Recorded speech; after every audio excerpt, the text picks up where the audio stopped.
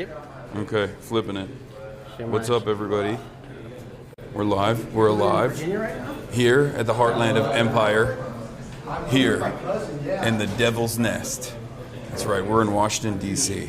But unlike many of the congresspersons here today, we're going to be hanging out with a Congress member that I actually do think is awesome. We're going to be hanging out with Summerlee. She's going to be walking us around, showing us around the Capitol. I'm going to try to recreate my favorite moment from January 6th where I'm going to walk in and go, Derek Evans has made it into the Capitol. Hassan Piker has made it into the Capitol as we're live streaming. You already know. You get a bunch of hogs like you and I, me and March, in the Capitol is basically January 6th. You know what I'm saying? It's basically. How are those? Do people like those jokes? Do they get mad about that? It depends. Are they sensitive about January 6th? I can speak to that. Which is the It's a mixed response. I think some are, some aren't. The Capitol Yeah. police don't love it. Yeah, no, of course. We can ask them that too. Wait, okay, hold on. All right, we're good. I know chat loves it. Chat loves those jokes. Let's fucking go taking a shit on Pelosi's desk. Okay, first of all, R.I.P. Nancy Pelosi. Nancy Pelosi didn't pass away, but she is finally retiring. It's an interesting day. It's an interesting day to be in Washington, D.C. From what I understand, it's quite empty right now because the House of Representatives is not in session, right? The reps are not in session, right? Only Senate? Not in session. Only Senate, yeah. So there's Senate stuff happening. I believe there's a vote actually that's supposed to be taking place in a couple hours in the Senate over Donald Trump bombing Venezuela. And of course they haven't been able to get enough votes to even demand that there is some sort of legal process to do these sorts of things, obviously. And we'll talk about a lot of that stuff and more, but you already know what it is. It's the blue wave time. It's blue wave. It's woke is back. Woke-mentum. It's zomentum. And you can kind of see it. There's a line filing up right now as staffers are trying to go into. What's up, man? Hell yeah. Yeah, there's a line of people that are walking in, and they're not even patting them down. They're actually just making sure that they are abiding by Sharia law.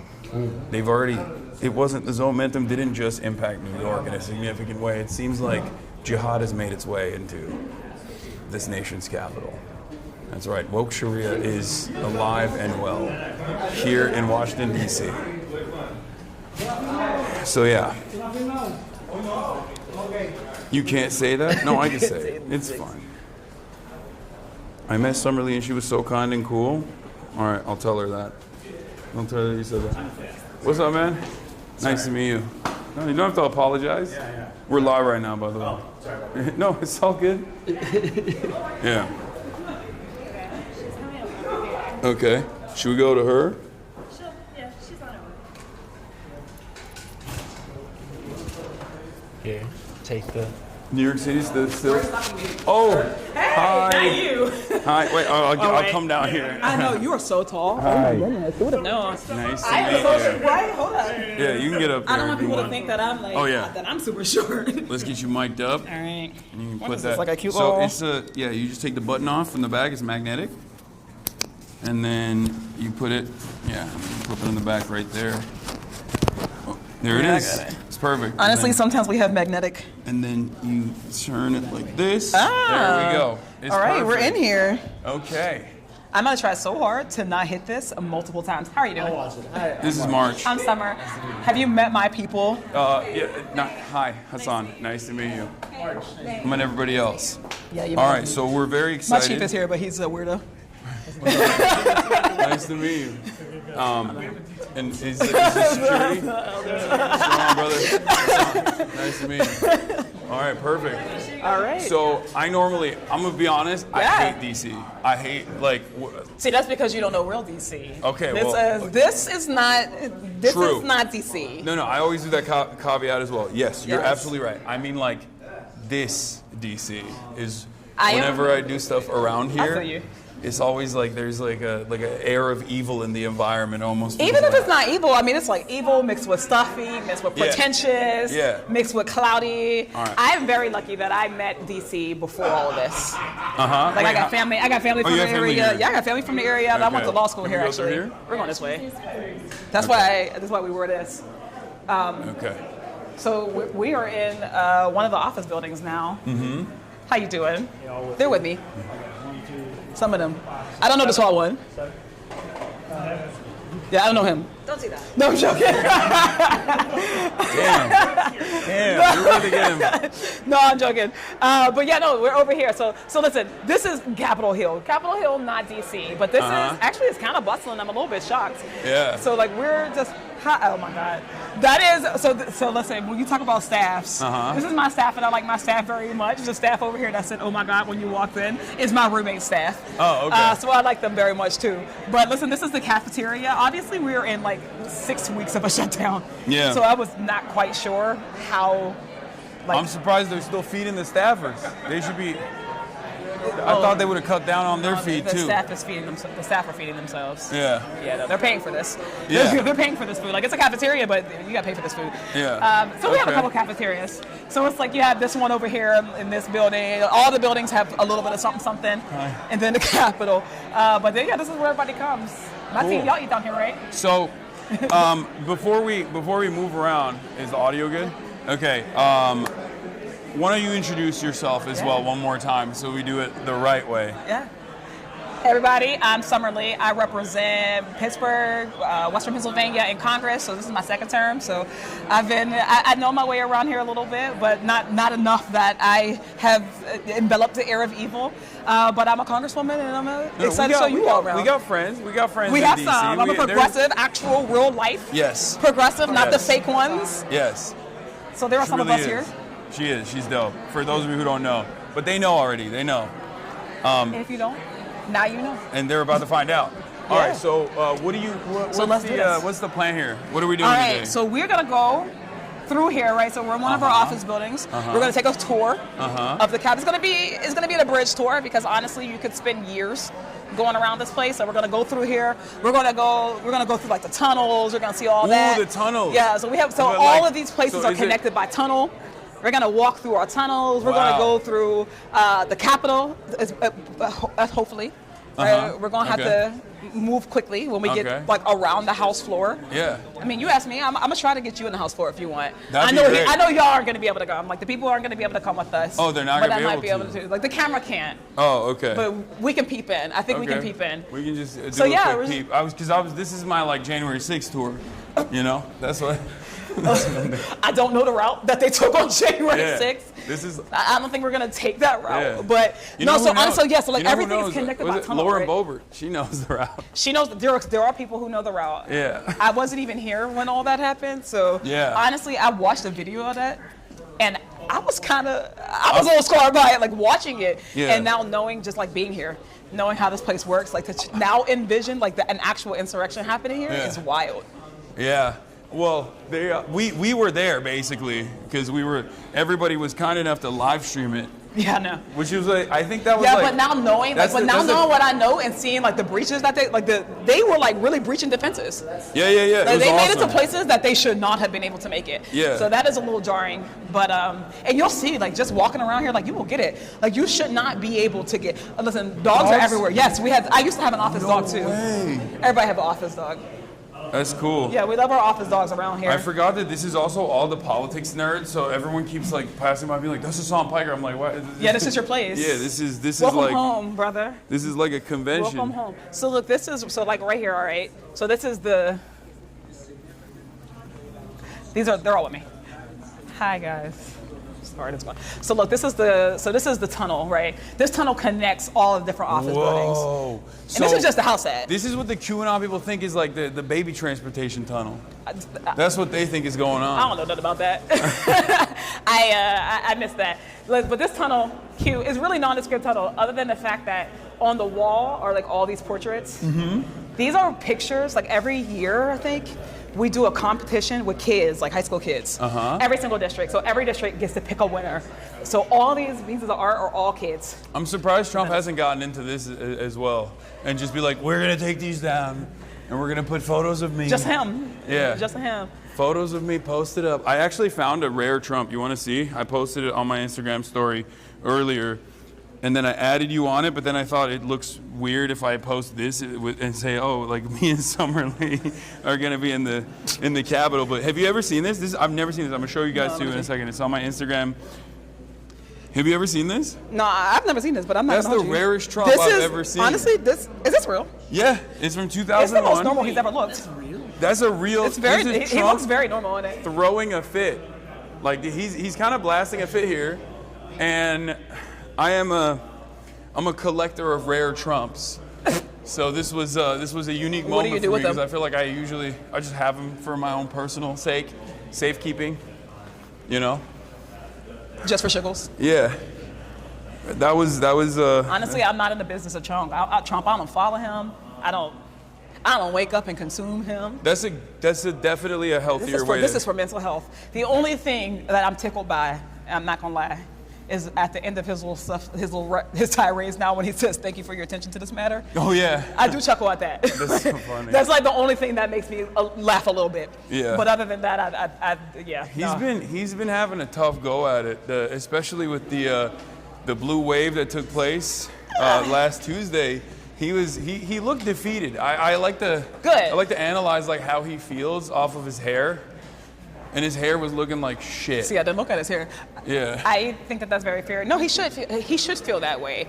But again, like you know how these things are. They call them waves for a reason. I hope that he feels a way about this wave. Yeah. I don't know that he's gonna. What about that tunnel? Where does that go? Okay, I don't have That's a damn secret. clue. I think that tunnel might go to the Senate. Oh, I know where we're going. He was asking. I was just looking. Oh no, I was just asking like where does that tunnel where does it go? I think it goes to the Senate set. Whoa.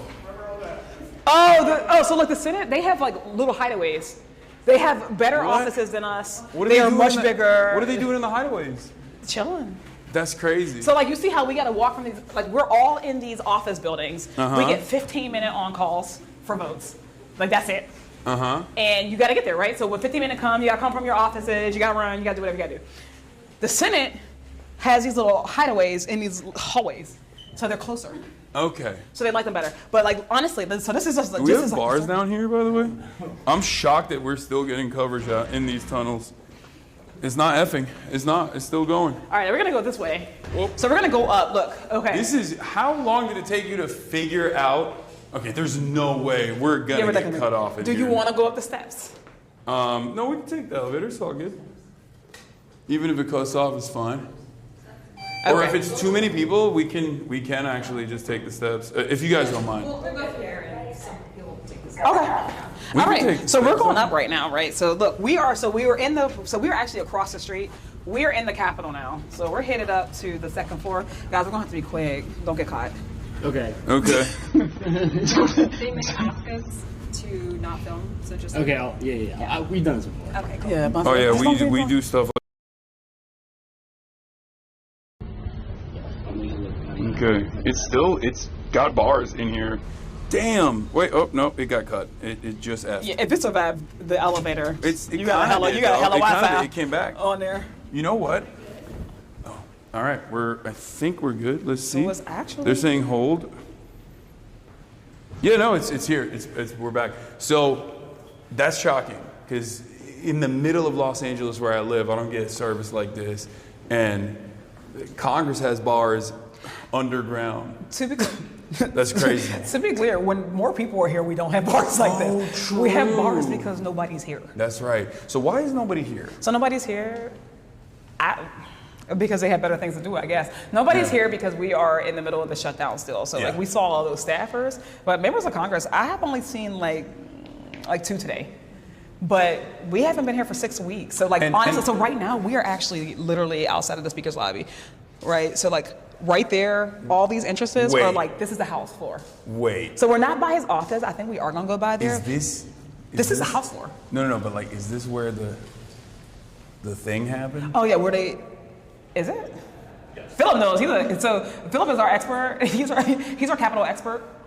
Yeah, that's it. That's what we saw. So if you're thinking about how close they got, like for real, Damn. literally on the other side of this. On the other side of that, there was a Secret Service guy that shot, and wow, it was right there. That's like a scene of a crime.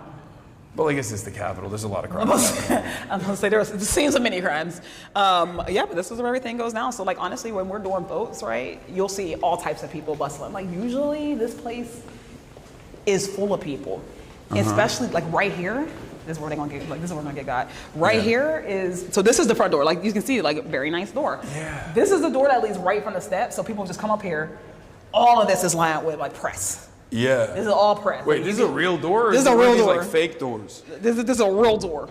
Oh, I can. Okay, I'm not gonna. As it open turns out, we cannot get in. Look, here we Okay, are. I'm not gonna open it. See, that's why I said wasn't sure who that man January was. 6th. I went J6 mode for a second. What's going on? Don't say that. So you're trying to get. Why is he trying to get me caught up? You what gotta is- stop joking like that, man. They're gonna put Yeah. us all out. No, it's fine. All over this place. Murals, marble. Actually, we're gonna go over to Statuary Hall, which is where all the problematic artwork is. Ooh, okay, I mean, there's some problematic people in that too. So, Small fries over here. and then look, the fascies, because all the founding fathers were Rome weebs. They were weebs for Rome. That's why they have like the fascies, the bundles of sticks. Look who's an expert. I don't know. I'm just making stuff Give up. me the tour. You know more than me. I'm just making stuff up. I mean, this is cool. The architecture is actually pretty fire. I don't think I've ever been inside the Capitol before. Like, I've never done like, because I didn't go to school here. I went to school in Turkey, so we never did the tours and stuff. I went to school here, and we never took tours, but I went to public school. Oh, look, here's our news friends. They're always here. Yeah. So it's like, this is where CNN, Fox, NBC. Oh, this is where they line up. This is where they come and they talk, and then there's Yeah. so much echo. Yes. This is the best. All This is echo. the best location to do this. It's because we're in the dome now.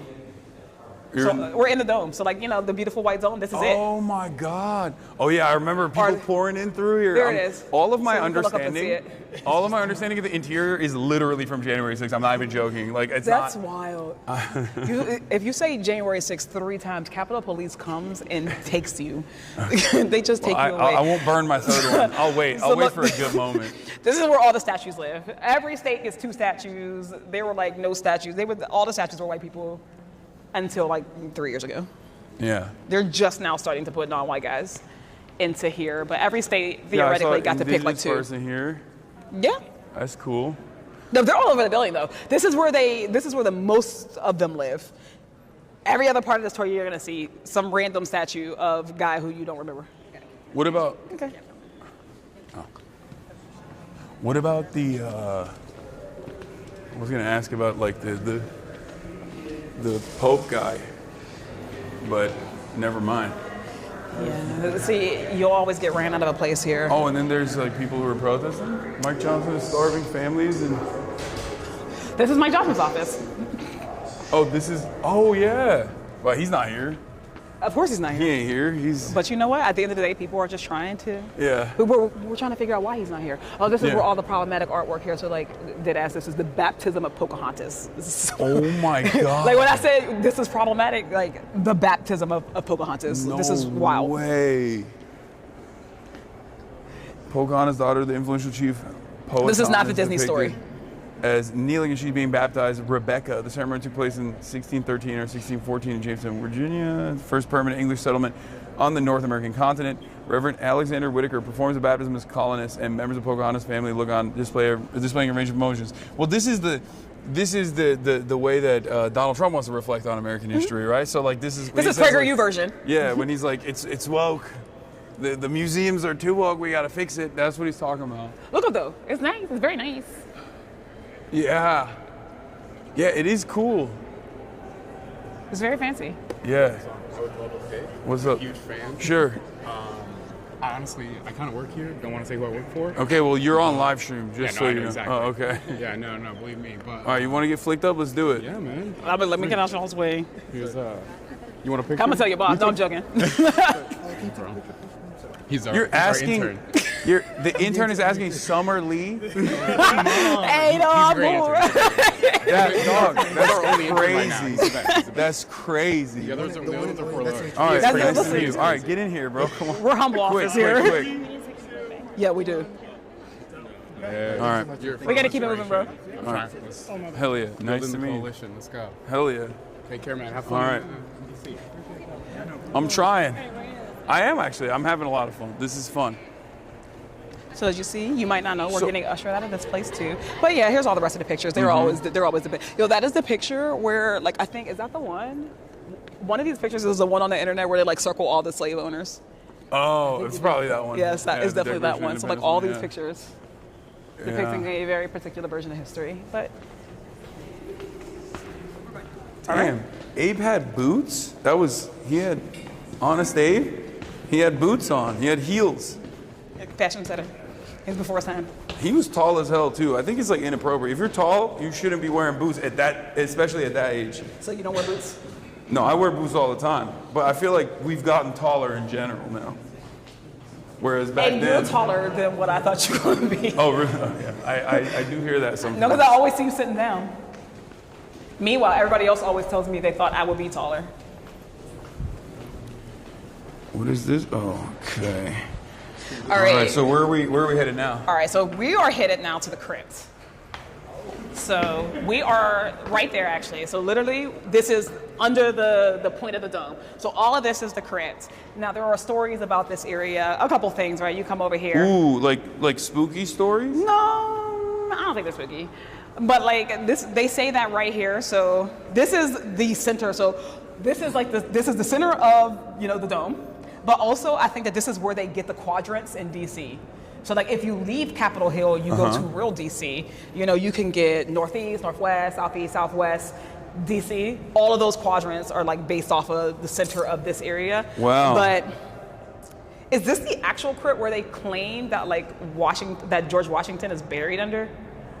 Guys? Yes. I gotta go back to my expert. Going back to my Capitol expert, Philip. He is allegedly buried underneath. He's not actually there. Where is he buried? Let's go find him. Which actually is not far. But this is it's honestly, there used to be more stuff down here. What are they doing? They're taking it? I don't know. I think they just cleared selling out. it. He's selling it to the Saudi royal family, piece by piece. Well, this is yet and still the real people's house. People call the people's house the White House, but this is where the people's work actually gets done. But down here is also the Supreme Court. What? We just walk in. Y'all didn't tell us where to go. Where's the Supreme Court? It's closed. It's close. So the old Supreme Court was here. So before they used to have the big building across the street, they were literally just down here in the basement. Oh wow. Tiny little room in the basement of the Capitol. That's like, I feel like that's better. They should go That's back what I to said. that. When they cut up, And they're in like they should go back to the basement. Yeah. And they're also like closer in proximity to at least the elected representatives of the people whose lives they're deciding on. For a life tenure. Yeah. It's pretty crazy.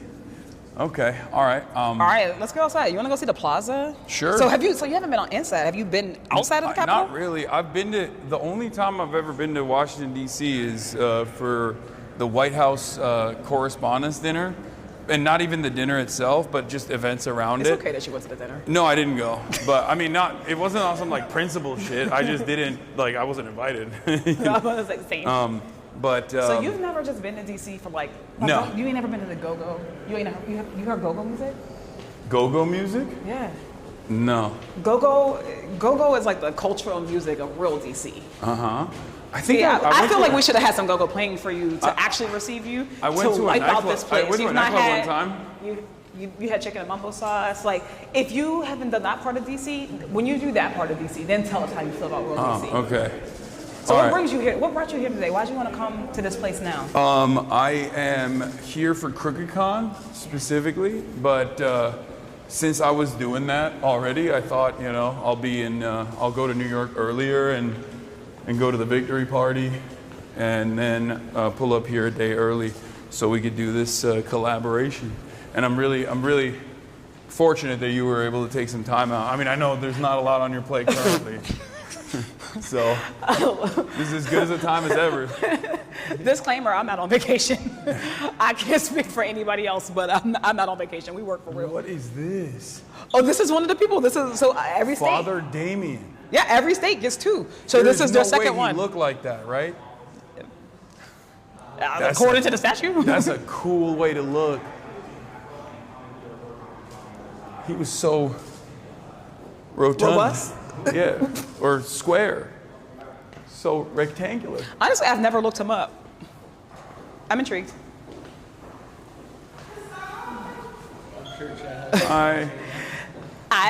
If you were here when this place was open, yeah, no, you would have made it through.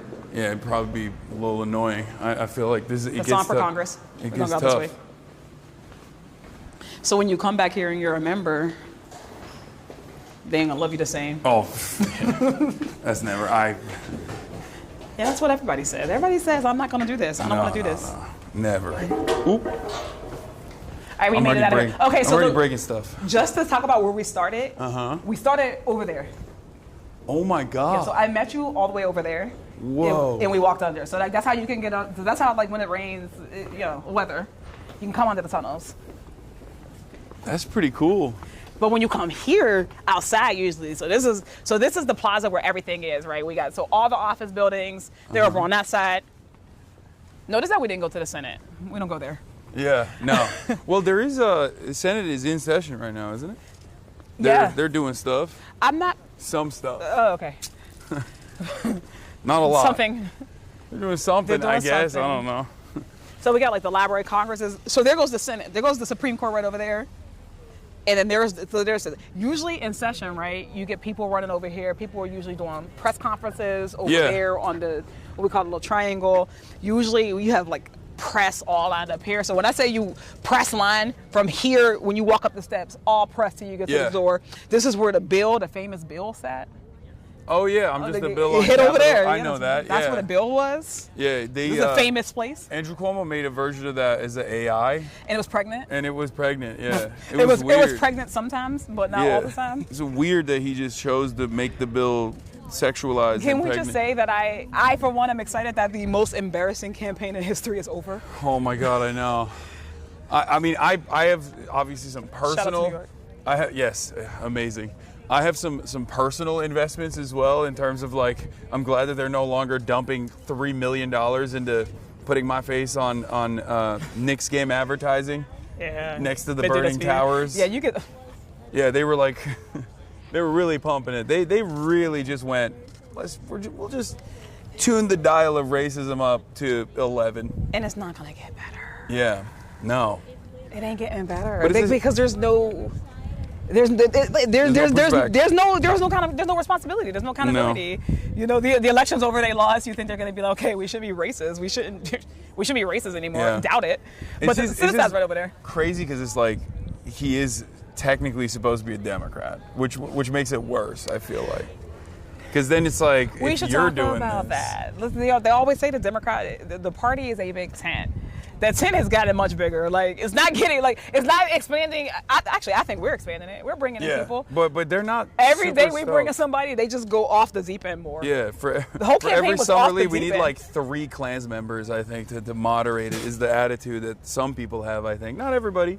No, it's not everybody. Not everybody. It's not everybody. But everybody should be. I don't know. I think there were some clear things people should be able to speak out against. Yes, absolutely. Like, just calling a guy running for mayor a terrorist for existing as a Muslim, like that. Come on, that feels like something that every single Democrat should be able. Personally. Yeah, even like people who took their sweet time to come out and endorse the vote blue no matter who. Democrat. Yeah, all the vote blue no matter who people were like very. So you're not even getting a good shot. quiet. Let's swap it, bro. it's That's the not light. us. That's not even us. Well, don't Oh, so, okay, I got you. It's because of the sun. I was like, Yeah. I wanted them to know where you at. But that was Yeah. that was somewhat frustrating to see. Do you feel like there needs to be more protection within the Democratic coalition as far as like Yeah, absolutely. as far as No, Congress of like absolutely. marginalized background, no matter what. Precisely. And it's like we can't keep saying that we want more people to participate. We want more people to care. We want people to vote. Honestly, I think it betrays it when they treat, when people treat like Zara like that. Yo, let's just sit down. Well, I was thinking, this is the Hakeem Jeffries. This is the Hakeem Jeffries, Cory Booker. They sat down here, didn't they? Everybody sits. First of all, everybody sits down here, right? They don't they don't have a monopoly on it. Everybody's sitting down around here. But no, you hope that people whether they do it or not, we are gonna exist. Yeah. We're gonna run. We're gonna be successful. Personally, like the left, like marginalized folks running, like our biggest impediment isn't a hater, who's in office. Our biggest impediment is the money, right? I don't care. You hate all day. You don't gotta love us. You don't gotta. Yeah. Keep your super PACs at bay, right? Yeah. That's my ask. If we can't even let's start there. Let's not sick super PACs on people who we don't like. If we can start there, that'll be good. We can move on to how about we not be that we can kill the hypocrisy. You want me to vote? Every single election cycle, everybody's like, did you vote blue? Did you vote for the president? Did you vote for this person? Did you vote for that person? And it's just, obviously, there's no reciprocity. There's not enough reciprocity, but I also know, look, at the end of the day, I represent my people. I bring my people with me. My goal at the end of the day is to get and bring more people. So when we lose big national elections and we're like, oh man, the math didn't math for us. Yeah. It's like, well, how many people did you not bring in? How many people did y'all say were not good enough for the party when you slow walked, endorsements of one of the most exciting candidates in forever? Yeah. And I think, there's a bunch of different reasons for that, obviously. You do have like big corporate donors that are very scared of the scary word of socialism. But I think a major advocacy group that is embedded within both the Democratic Party and the Republican Party, and I think you know where I'm going with this, is obviously the Israel lobby. Yeah.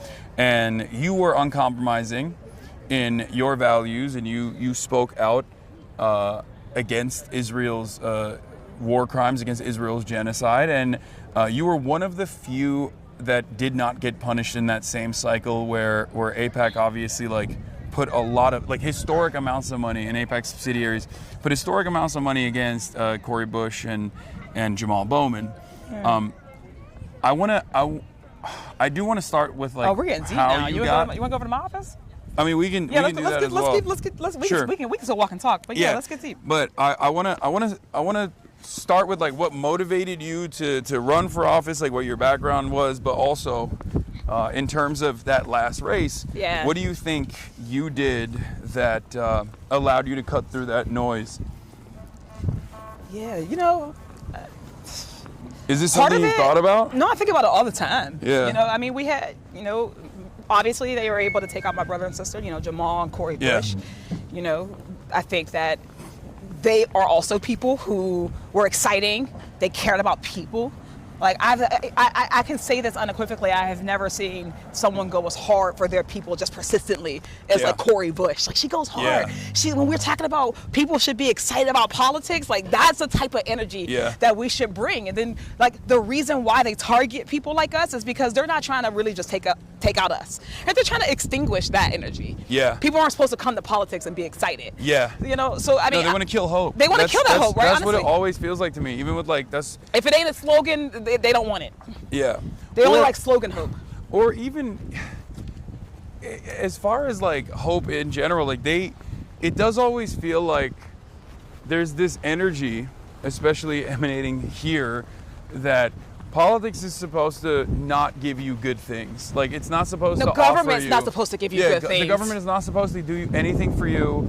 The scariest words that any American can hear is I'm from the government and I'm here to help. That mentality is carried on, and I think it's basically calcified here. And that's very damaging for the Democratic Party's interests. Yeah, it is. Because if they were to represent any kind of competency, they would have to do bigger government initiatives. That's structurally what the Democrats are supposed to represent. Yeah. So when they also play this role in undermining any sort of competence, undermining any sort of better things are possible style initiatives, they're cooking themselves in the long run. Yeah, the Democratic Party, we got to get out of our own way. I use our very loosely.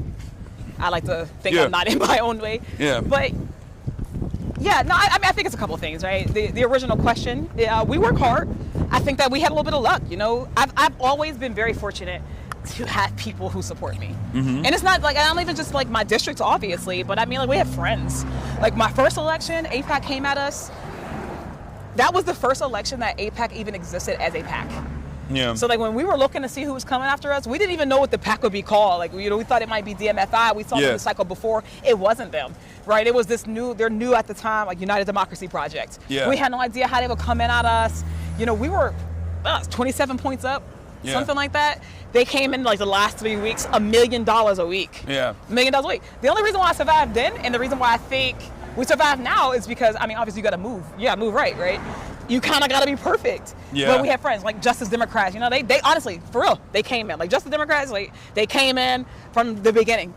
When they started to put those millions in, they went and found us a couple of dollars. Yeah. You know, we had a couple of our union friends, you know, progressive folks all over the country. They were doing phone banks. Like we just had like lefties, like all over the country doing phone banks for us. Yeah. And you used to think that those tactics didn't work.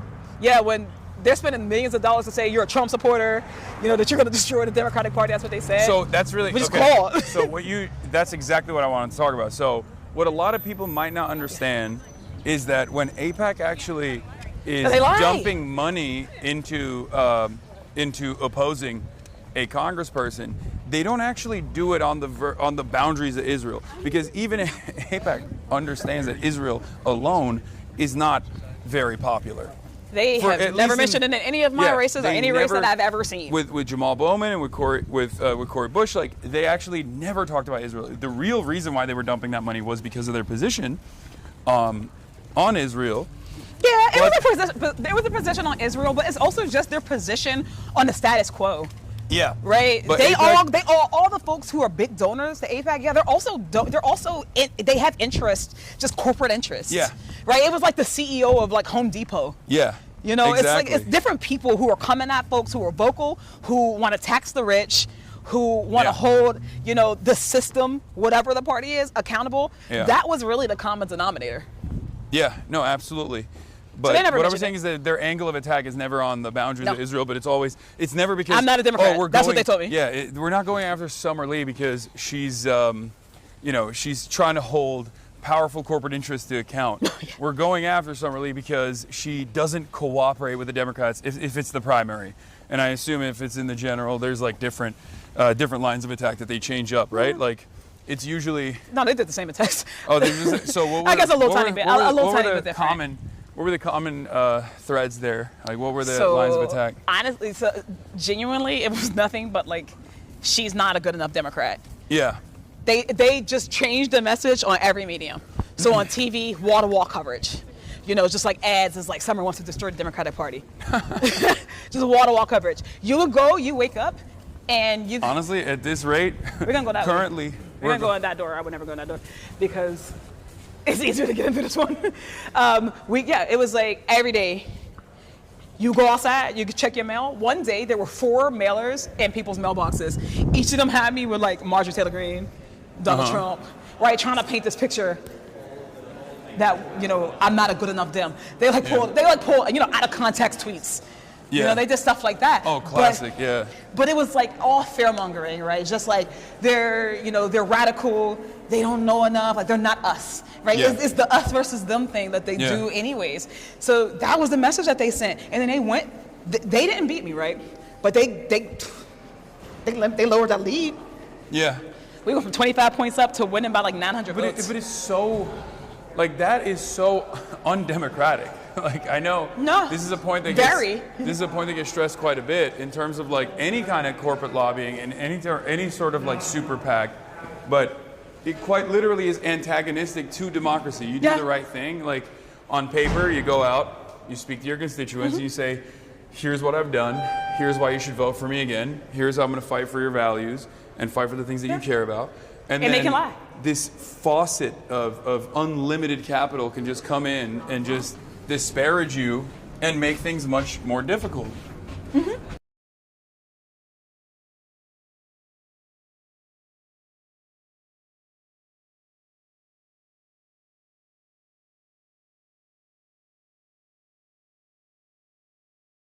just come up and cry because they were just like that heavy-handed. That's crazy. Wait, hold. Let's see if we dropped off or not. Classic elevator F. Okay. Oh, thank you. Real quick, we're in our office building. This is best hallway. Let's go to my office. Okay. Oh, we got woke flags, ladies and gentlemen. We're in the heart. These are the offices of representatives. But what are they representing? They're representing woke. Well, wait till you catch this flag of my favorite neighbor. Who is there? Can you say who my favorite neighbor is? Oh, hell yeah. Yeah, of course. Of course. Congressional Mamas Caucus. You are our ancestors' greatest dream. Oh my God, this is so nice. That's crazy. Wait, you guys, it seems, get a lot more positive feedback from your constituents. It seems like. I feel like, honestly, they used to post stuff. I used to get a lot of. I used to get a couple like, pro-genocide posts every now and then. Hey, friend. Hi. Come on in. This is my office. I live in the blandest office in the Capitol. Don't judge it. What do you mean? This is sick. I haven't seen any other office, so for me, it's sick. Yeah, that's why. That's why, because you haven't seen anybody else. Everybody else usually has like their artwork, like real art. People have real. I don't have any art. You have some art? My team is all proud. They're like, you have an art. You have one picture. All right, chat. I got one picture, y'all. Get to it. We need to send her some art. That's crazy. So listen, the only piece of art that I have, funny enough, is from Rashida. It's because all the other, squad members. She was like, I have too much. No, they all came to my office and they were like, why does it look like a funeral in here? Can I put my jacket up there? Yeah, please. Get comfy. Right. So she's the only. They were all like, we're gonna give you something, and she's the only one who actually did. So. Oh, so all the other come with me. Come on. Congressional Progressive Caucus members didn't get you They stuff? haven't given me their art yet. What's that about, Greg? Get on it. Actually, Greg gave me a mug. Okay, never mind. Greg gave you something. Greg gave me a mug. I don't know. I'm waiting for Ilhan to give me some. Ilhan has a nice office. Ilhan Omar has a nice office? She has a beautiful office. She got a balcony. She has nice things. So there is like a every office is different. Like very. Oh, so that's a big. It's a Hunger Games trying to pick an office. Oh, see, this is the type of stuff that I think about like the Senate parliamentarian and things of that nature, but like this kind of additional back and forth, I never have considered. You literally pick a number out of a box. So like orientation, Can everybody you guys comes. like transfer for goodies? You can. Could you be like, I want your office, but I'll give you something in return? That feels unethical. I don't think so. No, they don't do that. I don't think we can do not that. People not are on shaking bills. their head. I just mean people like. People are shaking their head now. No, okay, my bad. People are shaking their head now. You get your office and you're stuck with it. Yeah, you're stuck with it for the Congress. Okay. Whoa. I thought it was happening. I thought it was like, yes, we're in it this time. Like I said, this is like, he's trying to get put out. No, I play too much. And that does end up getting me in trouble sometimes. No, it's good. Yeah, they've been. You can't be. They're still hitting the whole like 9/11 stuff on Fox News. Sean Hannity was talking about it last night. He's like, Hassan Piker, Mahmoud Khalil, and Jamal Bowman were all there celebrating Zoran's victory. These guys are so scary. Yeah, you were just with my good brother. Yeah, they just don't want to see any expression of joy, I think. No. But they're kind of not used to that from the Democrats in general. Like the real grassroots momentum and like a real people-backed candidacy. I'm a serious human being without doing serious things. Yeah. And when I'm not, I have a whole bunch of joy. Like, first of all, of all the people who try to stop us from helping people, when we actually win, we should be happy. We should be excited. Yeah. I think we did exciting things. I think we did exciting things this week. Yeah. I mean, it's been longer than a week, but I think that we have things to be excited about. And your haters are always going to be upset. So personally, I couldn't care less. Oh no, I couldn't care less what the Fox News say. I couldn't care less. As long as you have your people covered, as long as you are doing your very best, it doesn't matter. They want us to be hopeless because that's what authoritarianism needs. Yes, absolutely. So they want you to feel like, oh, you can't beat us. So let's start in the beginning. All right. What got you invested in politics? Like, how did your journey start? My first day I went to law school. It was orientation. I was like, I am never gonna be a lawyer. But I was already there. I already paid, so I was like, I'm gonna stay. Might as well go through it. Yeah, I'm gonna go through. I'm gonna finish. I didn't want to do that. I didn't want to do it because it was like, you know, you can like litigate one case at a time. It's just like a brother brought in some trumped up charge, and you do that one at a time. But like, who's thinking about the system? I never thought that. That's crazy. People tell you this all the time, right? You were like, I'm going to the top. I'm cutting. I'm just skipping steps. There's no such thing. Have you met some of my colleagues? No! I didn't mean it like that. That's what I mean. Even the joke about it. Like, there are people up in here. You think you skipped a step? Yeah. Oh no. Somebody was like, "You have imposter syndrome." I was like, "No, I know my colleagues." There are people. Yeah, there are people here that should be. I don't even know how they get up the steps in general, both literally and figuratively. That's a different story. But no, so I was just like, I'm like, okay, so all of these like inequality, like it's cyclical, right? You grow up in a poor neighborhood, you are disadvantaged at every turn. Like I come from the Mon Valley. It's so funny. I don't think people realize this, but I'm from Braddock, right? I'm from Braddock, PA, right? Which is where, you know, hey, that's y'all thing. Go on. I'm actually from Braddock. Like my family's actually from Braddock, right? That's where my people are from.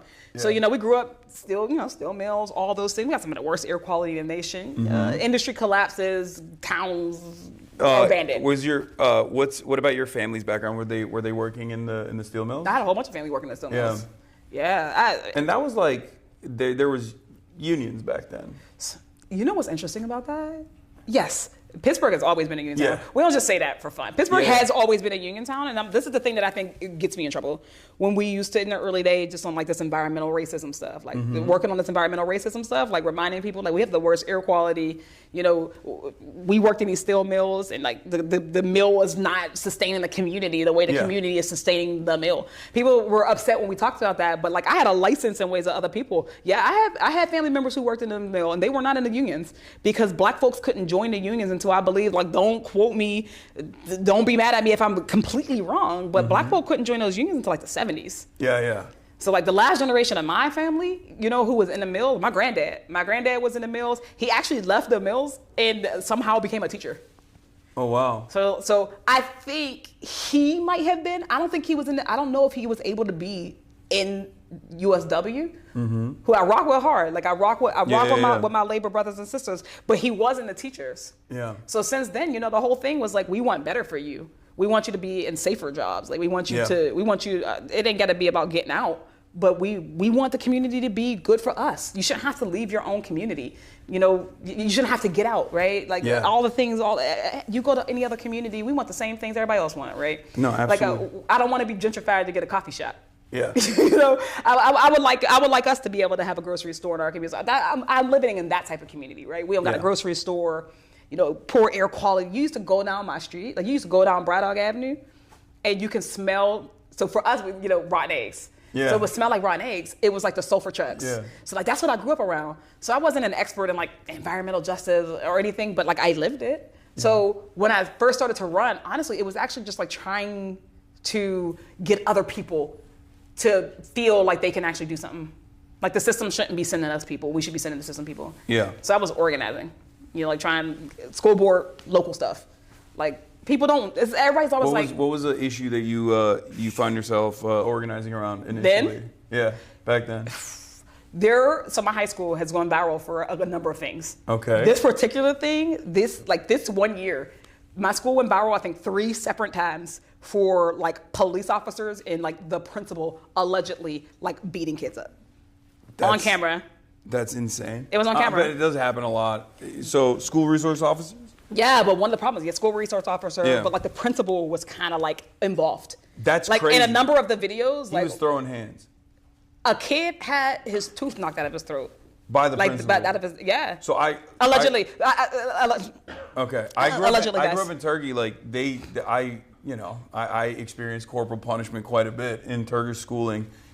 This was not corporal punishment. This is like that, but that's beyond that. Like they would do, ear pulling, steel. They would get like a steel ruler. You can still get paddled in the United States. Oh, really? Yeah, like They just I have feel that. like maybe like 15 states or something. They just have that as a carve out. They're like, we can't let go of this. This is so good. It still exists. It's such a good educational tool. People don't even know. Yeah. Well, I mean, I don't know. Sometimes kids have bad vibes. You know what I mean? So, I'm kidding. Not the kids are low vibrational. I'm kidding. I believe the kids can are the future. Do you guys have a Charger? iPhone charger, if possible? You got a new Can I iPhone just- or the old iPhone? I have the new one, the You're right there. USB-C one. Yep. If it's Right below possible. you. Oh, you have it right here. Oh, That's my seat. damn. Okay. Oh, this is where you normally. If I do anything, I'm gonna stay charged. Yeah, you're just kicking it over here. You have a Black Panthers jersey. Yeah, I got that from like the Black Panther Museum. Oh wow. Like Huey P. Newton's wife gave it to me. Well, she didn't that's give it to me sick. because I follow ethics. Yeah. Of course. That's I love that thing. That's such a crazy. That's also kind of a crazy rule for people that don't know. Do you want to explain what that is? Yeah, you're we not can't supposed accept to, gifts. You can't accept gifts as a. We don't accept gifts. Yeah. People don't give us things. They don't give me things. Unless it's a super PAC, in which case you can do whatever the fuck you want. You can go to like. Even that's a loophole. Yeah. Even that's a loophole. This is why we want to abolish super PACs. Yes. Peep the sign. We're trying to abolish super PACs. We want everybody to get on board. I can't proselytize right now. They told me, but yeah, no. This is. I think this is one of the biggest issues that we have. Obviously, not just from my own race, from all the races. The people shouldn't be able to just like buy their way into the little Oval Office like Elon Musk did. Like just. Yeah. I mean, they're just that's cutting out the middleman in some ways too. They've gotten more confident in their Very much brazen so. corruption Because they've been especially in this stress last- testing the system for, I'm gonna say decades. Yeah. But this group specifically, since like 2016, everything they do, every like toe they like step over is trying to figure out, will people let us do it? Yeah. Will people let us do it? That's why I always say, like, Donald Trump doesn't necessarily get to decide if we have a dictator. Yeah. He don't get to decide. Like, it's not like the Congress doesn't get to decide if we have a dictator. Like, you do. Yeah. So, like, when they step over line, it's like they're flexing on the American people. Yeah. No, they're dabbing on us Every time. every day. And every time they get to do it once, and they're like, "Oh, that worked." Yeah. You know what they do? They go and say, "All right, we moved the line." Yeah. We moved the line. So that's what this whole thing has been. Like I've always said, it was you talk about all day. It's an ongoing insurrection. The insurrection has been ongoing. They have been plotting. They've been planning. They've told us. So even like I get it. A lot of people are like, I don't really rock with the Dems With or the Project Rs. 2025 stuff, especially, like they was just real. they plotted out. They plotted it. They wrote and it. and they put it on paper, and they're like, "This is what we're gonna do." And then all it takes is for Trump to be like, "I don't know what that is. I don't know how to read." And then everyone's like, "Oh, okay, he said so it's fine. He won't do it." And then He said he was going to do it. yeah, They said they were going to do it. So, honestly, that's why I ran. All of this is a part of why I ran. Right? Yeah. I felt like I could see the trajectory of the country and the Democratic Party.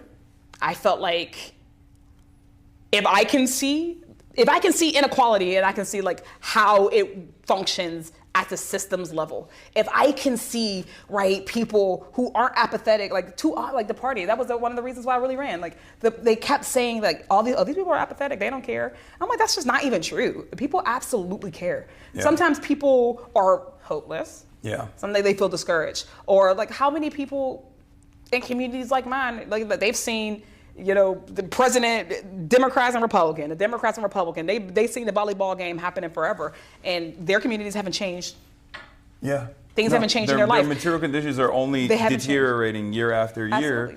And I think that is a major issue. That's like what I address all the time as far as like the sense of entitlement. It seems that some people hold, Democrats in particular, where they're just like, no, you have to vote for us. We're better than the other guy. And like theoretically is true. In theory, harm reduction is correct, right? It's a correct theory. I believe But so. it's a terrible way to It's a campaign. bad message. It's a bad message. It's a terrible way to campaign, and it's been an abject failure over and over again. I think that's a key point. It's been a failure. I think that multiple things be true. When I used to knock on doors in my really early days, because that's all we did. Like I knocked doors twice a day, every day. So I did a morning shift, I did an afternoon, I did like an evening shift. I'm hitting people for breakfast and dinner. Just talking to voters. And same things all the time. Like, you deserve clean air and water, right? Yeah. We live in the wealthiest nation on earth. Your kids should go to a good school. You shouldn't be paying property taxes out the wazoo if your kid still is not getting the education they deserve, right? Just stuff like that every day, every single day. But I talk to a lot of non-voters. Yeah. And I think maybe that's what makes me a little bit different. I'm not just saying me personally, me and others like us. That I talk to non-voters as much as I talk to voters. I talk to infrequent voters. I talk to folks who have never been registered in their entire life. Yeah. I have people in my family, right, who they vote when I say go vote for me. They know me. And sometimes I'm certain they're lying to me. Like sometimes they're like, Summer, yeah, I voted for you. Like, Sure. okay. They didn't go. What am I do? Right. Here comes Summer again. Right. Asking us to go out and register. I had to go and like drive a cousin. I was like, girl, I'm gonna drive you to the poll. Like I need this vote. But no, I've talked to these non-voters, and at the end of the day, it is that hopelessness. It's like, well, what's the difference? It doesn't make a difference. And then I talk to your Democratic establishment people, and they're like, well, of course there's a difference. The Supreme Court, right? Roe v. Wade fell because the Senate gets to a point. Yeah. That was a real thing that happened, and I think that the disconnect is that. What I think the Democratic establishment does not understand is that, look, there is something about the system that non-voters, marginalized, disenfranchised people, that they understand about the system that these folks don't understand. Absolutely. And on the other side, there is something that these Democratic establishment people understand about the system that they're not able to fully grasp and understand too, because they are worried about their basic needs. The key is that it's incumbent on us to go and get folks. Yeah. Like we're the ones who are supposed to say, I understand why you're skeptical. I understand how it can be hard for you to prioritize voting when your material conditions are just getting worse. Yeah, what's really interesting is... We stopped doing that. Yeah, oh, absolutely. And it's like, that's the basic principle of democracy, is that voters are supposed to go out and extract concessions or make demands out of their elected representatives in exchange for a vote. And then you sit on this seat of power to make the popular demand known and try to fight for them. And yet, for some weird reason, we're so far removed from that basic principle that even campaigns like Zoran's or campaigns like yours, but Zoran's one's like in New York, so it was very high profile. It's a big time. Yeah. But it's like, it wasn't unique at all. Like, in many ways it was unique because the circumstances are so dire. But what I mean by that is, like, it's not actually that unique to go out, ask a bunch of voters and non-voters, like, what is your major issue? Actually, do you mean talk to voters? Yeah, talk to voters, identify some key problems. I got big theories on why people don't talk to voters. What? Oh, in here?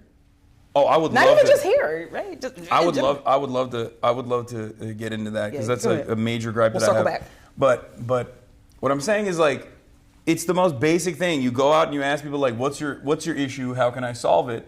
And then you identify a couple of those issues, and you keep hitting those issues. And of course, lo and behold, all of them revolve around material inequities and financial struggles, affordability, things of that nature. And you just keep hammering out those points. And you win, even when you have hundreds of millions of dollars in corporate interests and numerous different advocacy groups. I'm not going to say even. Let's be real. Zoran had some dollars. He had support. He had help. When a lot of people talk about, oh, why'd you win? Why'd he win? Sometimes because it's a good story. We put the emphasis on the grassroots organizing. Yeah. What did he have? 90,000 volunteers? I don't know if that's a real number. No, he had 50,000. 50,000. He had 50,000 in the primary and then 104,000 in the general. That's wild. Let me tell you who ain't getting that many volunteers. Nobody else on God's green earth. Like, not in a district, right? In a non-national campaign. Well, we're trying to fix that. Absolutely. But in a non-national campaign, that's wild. So we put the emphasis on that because we should. Because proportionally, that's us saying, like, the reason why we're here is because of you, right? People put us here, people care. We connected, real connection. And so sometimes people are like, well, you don't need all that money.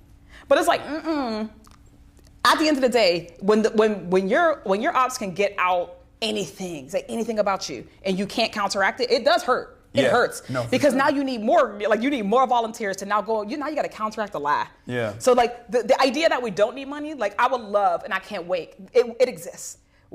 As the future already exists, it already exists that we live in a world post big money in politics. We live in a world post authoritarian. It exists already, and as we build to it, right, we do have to recognize that, like, actually our people do need to have dollars so they can compete. It's not an evil thing. No, absolutely. We do need to actually run for office. It's not an evil thing. Yeah. We need to wield power. Power is neutral, right? Power is not inherently good or inherently evil. And there are, like, a few people in history who are like, power is to be wielded. I think when you talk about, like, democracy, if I just flip it on its head a little bit, like the fundamental thing about democracy is that it's government by the people. Yeah. Which means that our real job is not necessarily like a transactional thing. It's actually to be like the candidate in the perfect world. Candidates don't go to the people first. The people. They are the people. They are the people. Exactly. The people are like, this is our person. This is who we're sending you. Yeah. And because we are a person, like you represent them, you already know you're embedded. Now you stay with your folks. You stay on the ground. It's not supposed to be a special class, like it's not a special class of people. Job.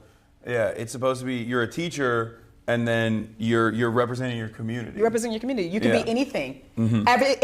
And that changes. Well, what's the qualifications for Congress? Yeah. People think that the qualification for Congress is Nothing. lawyer, business no. owner. No, it's whatever lived experience you have. You are personal. You have personal expertise on all types of stuff. Yeah. You be convinced that we don't have it. And I think I would go so far as to say, if you're a regular person experiencing financial struggle, trying to make ends meet, trying to pay for rent, you have the necessary qualities that many people in Congress no longer hold, especially after years and years of being a part of this machine. I've talked to a lot of politicians about this kind of stuff behind closed doors and private meetings and things like that and they just want to know how do we message? How do we message to the kids? How do we reach they don't really care as far as like what I try to explain to them, that it's not just about the platforms that you're on. It's about what you're saying, and it's about actually being an earnest defender. It's about your authenticity. Yeah. We don't have a message problem. Yeah. I'm not going to, we have a message problem. We do. We don't have exclusively a message problem. We have a messenger problem. Yes. I've been talking to a lot of my colleagues too. I remember we were going back and forth in like a retreat. And, everybody, after the election, they all bring in the polls. It's like the polls say this, the polls say that. Honestly, the polls always say this. I'm like, I told y'all that. I'm like, I already told y'all that. But like, so we're doing that. And then we're talking about, and they're like, well, what we need to do. I was like, no, we need people. You can say whatever you want to say. You can start cussing online, look cool. You can do all that. If that is you, then do it. But the problem is like, if you ain't never had to struggle to pay the rent, how are you going to relate to somebody who does? And a honest person doesn't have to relate to every single person in their district. You don't. Yeah. But again, as the party of working class people, if you can't relate to working class, I had to talk to my colleagues like, there are so many of y'all who generationally have not experienced being of the poor. Yeah. I think most of us are working class, right? You don't own anything, you don't trade stocks. You're in a working class. You got to work for your living. You're in a working class. But a lot of people lose those roots. They're not there. That's why they're not talking to non-voters anymore. Yeah. That's why you got all these people who are only listening to consultants and hyper like attentive voters, like those voters who are like, I go to caucus, I go to the DNC. What the abundance call the groups. Yeah, they're talking to them all the time. Yeah. But they're not talking to real people. And then when they go and you go to the barber shop and you ain't been to the barber shop in years, you don't know what them brothers down there are dealing with in their real life. So how are you gonna relate to it? And that's the problem. Right now when we're talking about, man, we got colleagues who, and this is not a shot.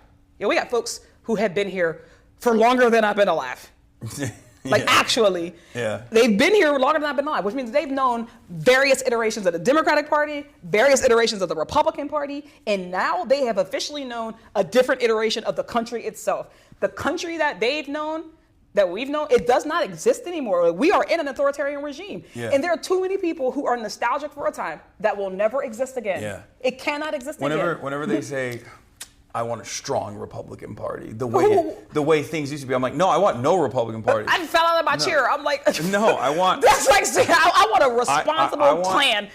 What? I want no opposition. I want every. I want a better world. I want every seat to be filled with people who are going to center the working class in their politics, so that we don't have to have this like gridlock, this back and forth, within the current structure that exists. But I'm baffled. I remember that.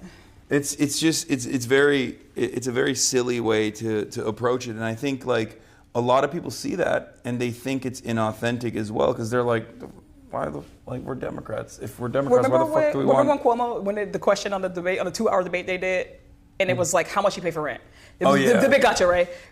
Zorn laughs. He goes, what is it, $2,300? Yeah. Cuomo goes, he's stealing from a poor person. Yeah, but that was crazy. The number one thing that shows that he's disconnected, he's stealing from a poor person. I don't know no poor people in my life who can spend $2,300. That's not the point that I'm making right now. He then laughs and goes, I pay $7,800. Yeah. Right? You can't relate And I don't even he's know. never. You can't relate to people like that. I felt and again, like that was, he owns his house, I think, right? He was just saying like his daughter's rent or something. I feel like. Or he's saying his mortgage. You still got to pay something. Whatever it is, yeah. whatever it is at the end of the day. I'm just saying like that people are so disconnected from actual struggle that they don't know it when it's in front of them. Like they don't even know how to deal with it. You know, I get people come to it. I mean, the shutdown. Like it's a real thing. Like I think that the fight for healthcare is righteous. I think it's righteous. I think that an authoritarian regime, I think we gotta stand tall, right? You give them an inch, they'll take them out. Yeah. I think the people want us to take the stand. They've been asking them to take the stand. We're doing it. And it also really hurts to see people coming to me, in my real life, who are talking about how hard it is to make ends meet. Yeah. Right? The line at the food bank was already long before the SNAP, cuts. People be struggling. And to have an empathy for that is the key. You don't have to have lived every experience. You really don't. Yeah. But like, if you don't have to ever see it, it's like Gaza, right? The biggest movement happened when people had to see the imagery. Yeah. We do have to start to question, why do we have so many people here who we have to show pictures to? Yeah. Like, why does a starving mom got to come to you for you to be like, damn, I should do something? Yeah. Right? Why's it got to be like that? This is the generational divide we are right now. As people are retiring, and the next class of folks are coming in, then this is an opportunity. We can actually get people who are responsive to the real needs of real people, or we can keep putting in messengers who aren't credible, who are going to keep begging consultants for how to say it right. Yeah, so that's actually, that ties into something I want to talk about as far as like the system, right? One of the things that I hear from very seasoned operatives and people who have been around for a very long time is the notion that like, well, a lot of these guys, they come into Congress and maybe they have like key issues that they care about, but over the years, they basically become complacent, or at least like they themselves also lose whatever edge they might have had, because they just go back and forth and there's so much wheeling and dealing with the way that bills are structured, with the way that bills are passed, that they basically, they hit neutral. And they just kind of exist. And then all they care about is getting reelected, so they go to donors instead of the actual constituents because of what we just talked about. It's a bypass. Because big donors can just go in and dump $1 million into a relatively small TV, like a local TV network, and just hit you with attack ads. And genuinely try and tarnish your reputation and make it harder for you to overcome these odds. So a lot of people run from a place of fear. Yeah. How do you push back against that? How do you fight back against that around your colleagues, especially? I think part of it is acknowledging that it's a very real condition in this place. Yeah. I think it doesn't. I think that sometimes when we talk about someone came in with the fire, and then now it's like, what happened to them? There's a lot of people like, what happened to them? I think that we all like have it in our minds that it's a very like big thing. Like they got there and a boogeyman literally walked up to them with a suitcase, a suitcase of money. Like we imagine that it's something like this instead of the fact that it's actually like a small concession every time. Yeah. Every time it's a small concession. Yeah, just like chips away. First of all, this place is a soul crusher. It is a soul crusher. So the first thing, even if you're somebody who's running, like again, we got to focus on the future, not the past. And we can still address the past. But like to flip the question, like if I had to like say for somebody who's like, I want to start building the government that reflects us and our dreams. The first thing you need to understand is that this place is a soul crusher by nature. It doesn't matter if you want it to be or not. It doesn't matter how strong you are. You got to have a North Star here. We all know. How many people come here because, they want to be famous? It's a very real reason to run. I'm not coming for nobody. That's crazy. People who, no, there are many reasons that people come. You can come because you want to be famous. Hollywood Fine. for ugly people. That's what Andrew Breitbart used to say. Everybody in Hollywood ain't that great looking either. But men get to be whatever they want in Hollywood. No, but no. So you can come for that. You can come because you're like, oh, look, I got an idea. I have a perspective. I want my perspective to be. You can come for that. You can come, whatever reason you come, you need to have a North Star. Like, what is the reason that when this shit gets hard, like when it's the worst, what is the thing that's going to get you up in the next day? And if you have to have that center, because again, it's everything. It's not always going to be the first thing. The first thing is going to be like, hey, can you look? Just take this vote, right? Yeah. This vote is not even that bad. It is going to protect you. I remember when I first got in the State House, we run every 2 years. Remember, I first got in the State House. We're doing first day in judiciary. We're doing a big bill, like constitutional amendment. It's been like traveling across the country, state by state by state. And every time someone votes no on it, they like run multi-million-dollar ads on these people. So the first thing that somebody told me, they were like, "Yo, Summer, what about the ad?" Like, they weren't being disingenuous to me. They weren't trying to scare me. They were telling me the reality. Like, what about the ad? It's the reality that we have to think about those things. Yeah. Now, you choose how you react to that. You know the ad can come. You know the ad might exist. Is it more important that you specifically make it, or is it more important that the legacy exists of being bold, of being of representing this interest? That's where people are, that's where they get you. Because it's easy, you want to be comfortable. I have vowed to not necessarily be comfortable here. Because the moment you kind of get comfortable, you got to give up on something. You got to give up something. I give up something to be comfortable here. Yeah, and I get why people want to be comfortable. I think it's wrong, but I get it. Yeah, and then that slowly but surely chips away, and then it's already so difficult to make changes in the positive direction that people just kind of give up. And then they see the will and the dealing. But that favors the right flank. Every time. Every time. It's much easier to destroy. It's much more difficult to build. And the left flank party in this country is supposed to, in every country really, is supposed to be the party that is building towards, expanding social safety nets, building housing, building better public transit, these sorts of things. And I do feel like Democrats have a real messaging problem on that front, because they constantly find themselves in a position where they're telling people, no, you don't understand how this works, sweetie. Better things are not possible. Meanwhile, on the other side, that's a real message. Yeah, I mean that's the real message. That is like Hillary Clinton famously in 2016 against Bernie Sanders said that Medicare for all was like demanding a unicorn. You know, like, oh, what's next? We're going to give people, I could just run around saying I'm going to offer people unicorns, and it's like that's insane to just be that cynical. Is crazy. It's also a very low opinion of the electorate. Just because we're not somewhere, it's like the opinion that like we're somewhere now, we'll never be able to make it out of that. Yeah, and I think the sinister reason as to why she's saying that, and many congresspersons also have a similar attitude, especially on this issue, is because it is such a massive, such an expensive industry that has a lot of corporate donors, that is constantly in these rooms, maybe not this one, obviously, but in these sorts of rooms, and they are able to say, do not take a stand on this issue that would actually harm our profit centers, our profit margins, or even abolish it in its entirety. Yeah. Yeah. So, we're definitely slaves to money in politics. Yeah. We're slaves to it. All over the country, you ask about, kids getting mowed down by assault rifles. Yeah. All over the country, people say, no, we do not think that should happen. And yet, you still get politicians who cannot move on that. Why is that? So what you're suggesting is door control. we got to get better locks on the doors, right? That's what we moved on. No, I think the first thing that the Democratic Party got to do is we got to decide who we want to be. Yeah.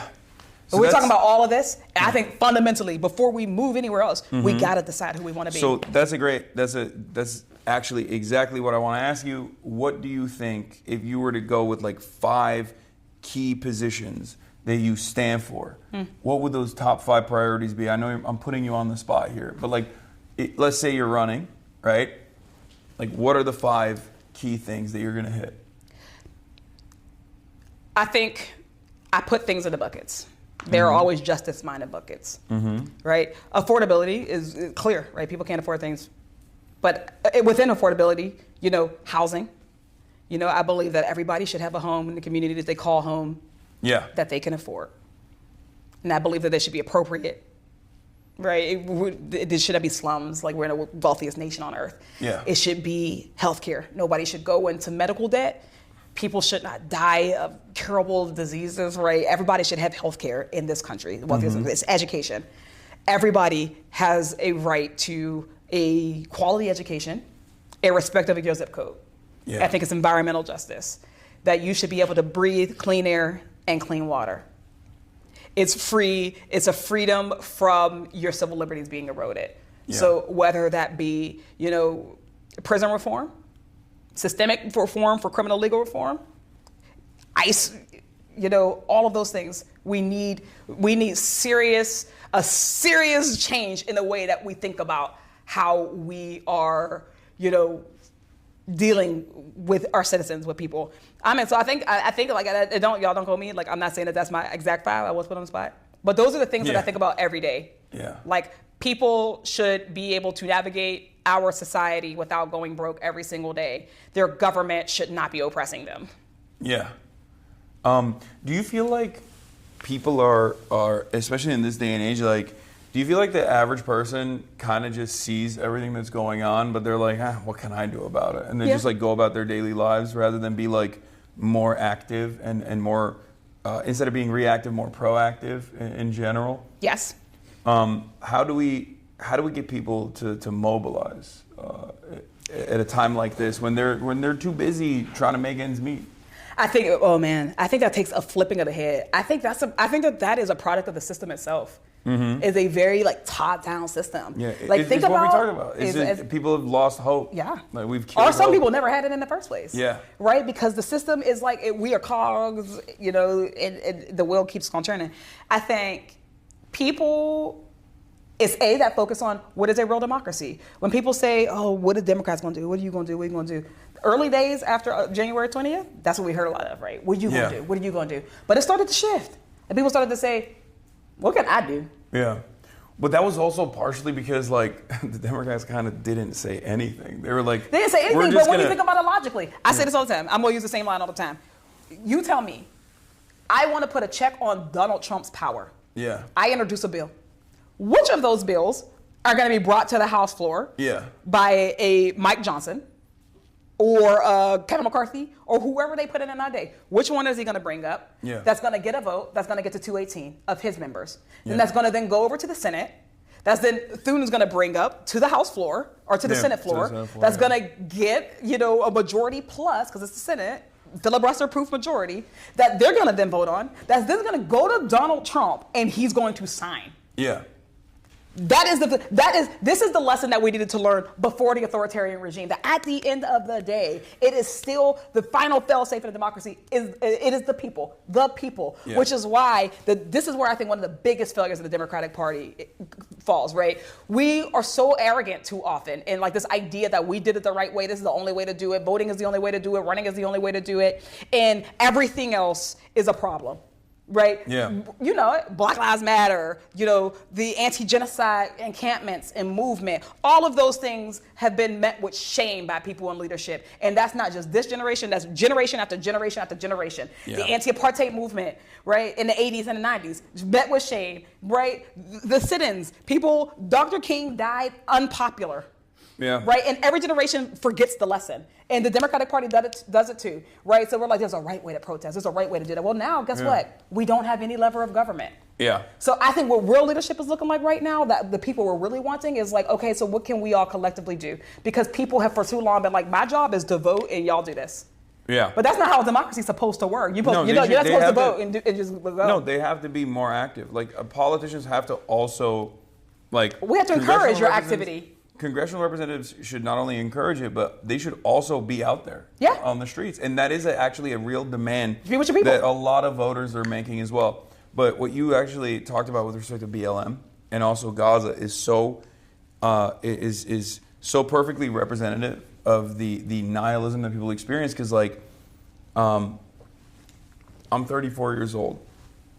People around my age and younger, during the COVID lockdowns and in the aftermath of George Floyd, took to the streets and they protested. I was there. They wanted to, we wanted to let our voices be heard, and we wanted some serious changes to take place. And of course, that wasn't going to come under the Trump administration. So then, what did people do? They voted for Joe Biden. A lot of people said, I don't really want this. He's old. He's not very inspirational, but it doesn't matter. We're still going to go vote because we want to get this guy out of office.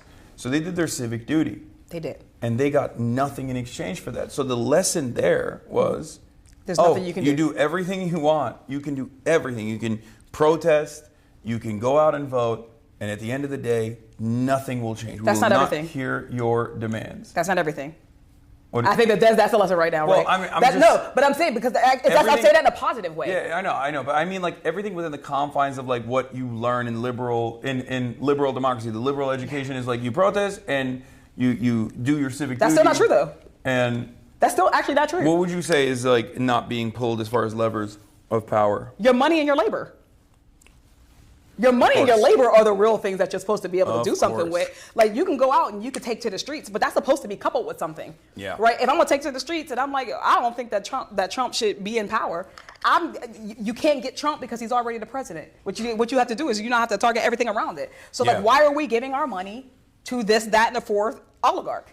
That actually takes sacrifice. The reason why we are where we are is because we've had a country that has afforded us a comfort level that has not made us have to, like really do things that other countries have. We have examples around the world of people who have had to exercise discipline, sacrifice, and real true solidarity. We still don't know what solidarity looks like. Like our labor movement is fighting each other, right? We got the building trades fighting the service industry unions, fighting the federal unions, right? Within movement, we got black working class folks, who feel like they're not heard by white working class folks, right? We actually don't know what solidarity in practice looks like. There are many things that we need to be working on right now that has nothing to do, or not, I'm gonna say nothing, but very little to do with what your government is doing.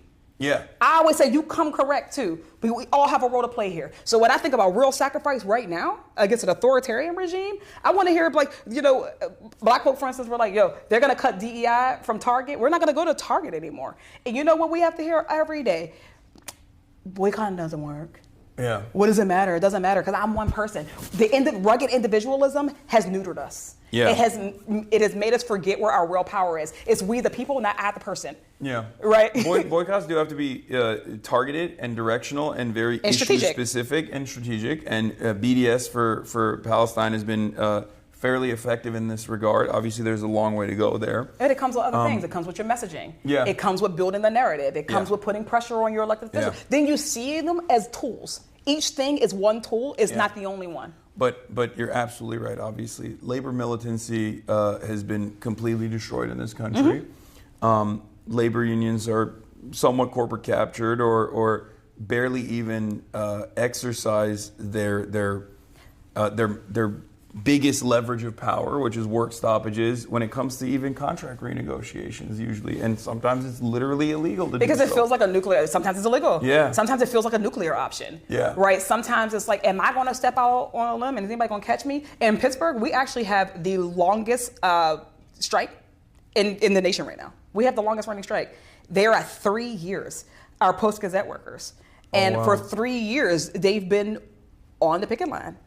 And one after another, folks gab, they do what they do. But also, politicians started to real quietly start to talk, to the newspaper. They started to real quietly, some of them might not be as explicit. I've seen many Democrats cross the picket line there. One Democrat crossed a state line and then a picket line to talk mess on me in the Scab newspaper, right? That's so like crazy. when we think about the discipline there, so they've been doing this for 3 years. How do you think they feel? Like they feel like, where's the rest of the labor? And it's like the rest of the labor also is like, oh, we didn't mean to like abandon you. And some of them aren't actually, like, we're not even actively abandoning you. It's just that people are trying to figure out how do they exert power and where are the appropriate places to exert power. And we all have to collectively do better at that. Yeah, no, you're absolutely right. So they're like, if I do this workshop, is anybody gonna come with me? Yeah. We gotta talk about how do we get to a society where people are not sure if someone's gonna come with them? Yeah, I mean it's rugged individualism. It's the worst poison for solidarity, and unfortunately Americans do have that very selfish tendency, or it's not even like it's selfish in the short term, but it's actually silly in the long term. It's like it's self-defeating in the long term because you're not going to have anyone else that comes for you if you don't show up for them. And I mean I try to. Part of that is understanding each other. Yeah. Sometimes we skip that.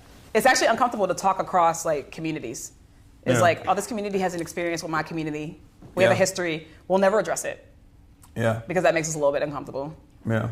And I think that's the same with labor. I think that's the same with politics. Yeah. This is a time that's calling for that. It's calling for introspection from all of us. We can all point our fingers right now. After November, whatever that date was, all of us could have learned a lesson.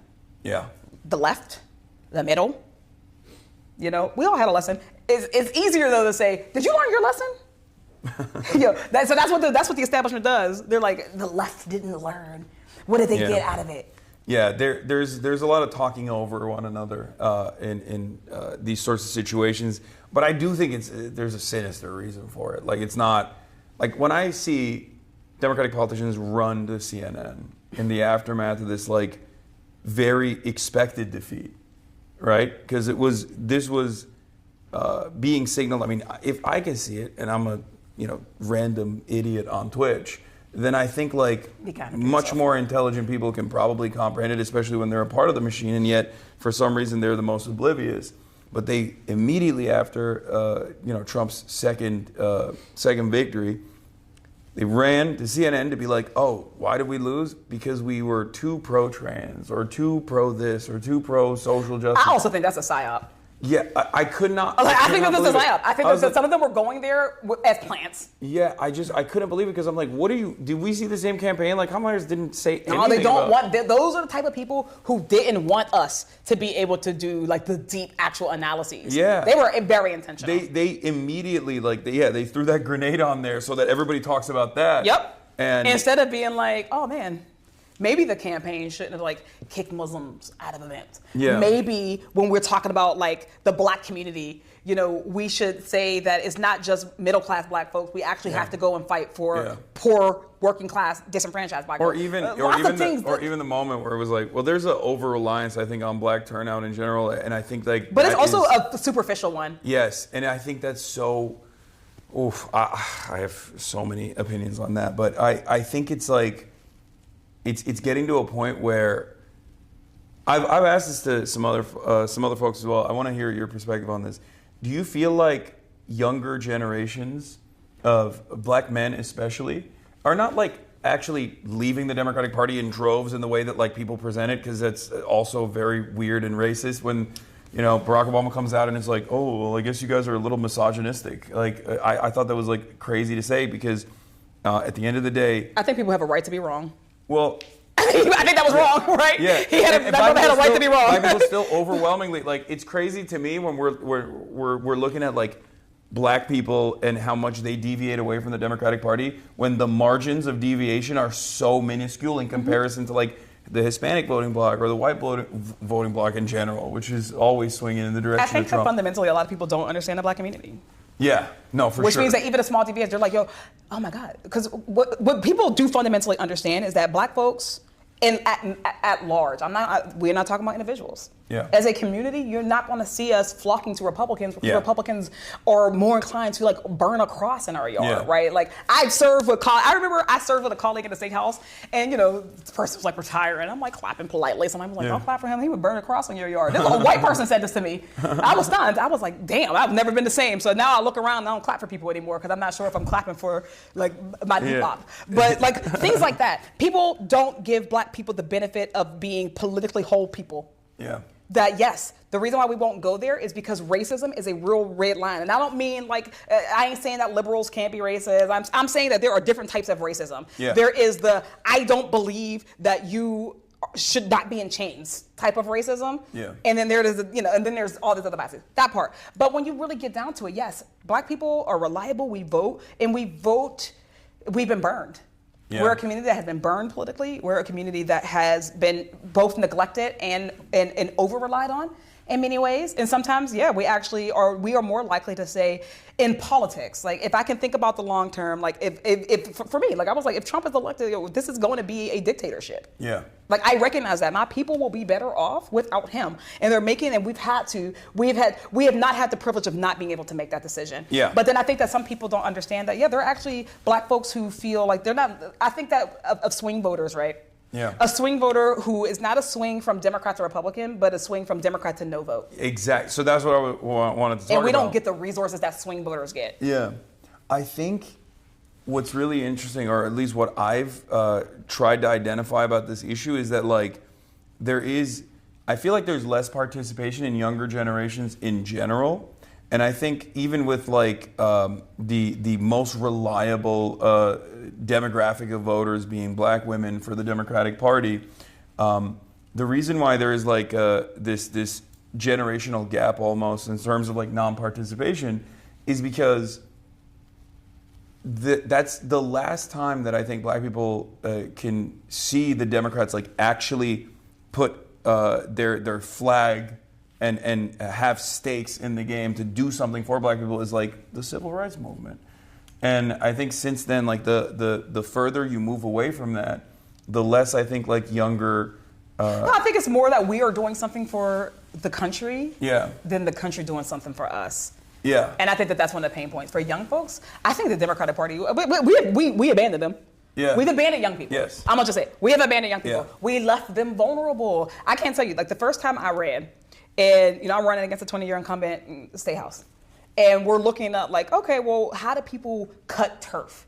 Like, who do you knock doors? Like, how do you decide what doors you knock? How do you decide who you send a mailer to, right? Those are all real big considerations that a terrible consultant. You have a finite amount of time. You have limited finite resources. amount of money, and you're spending all your money on a trash consultant who is really just thinking about their own paycheck. They're not even giving you good information. We ain't go that way.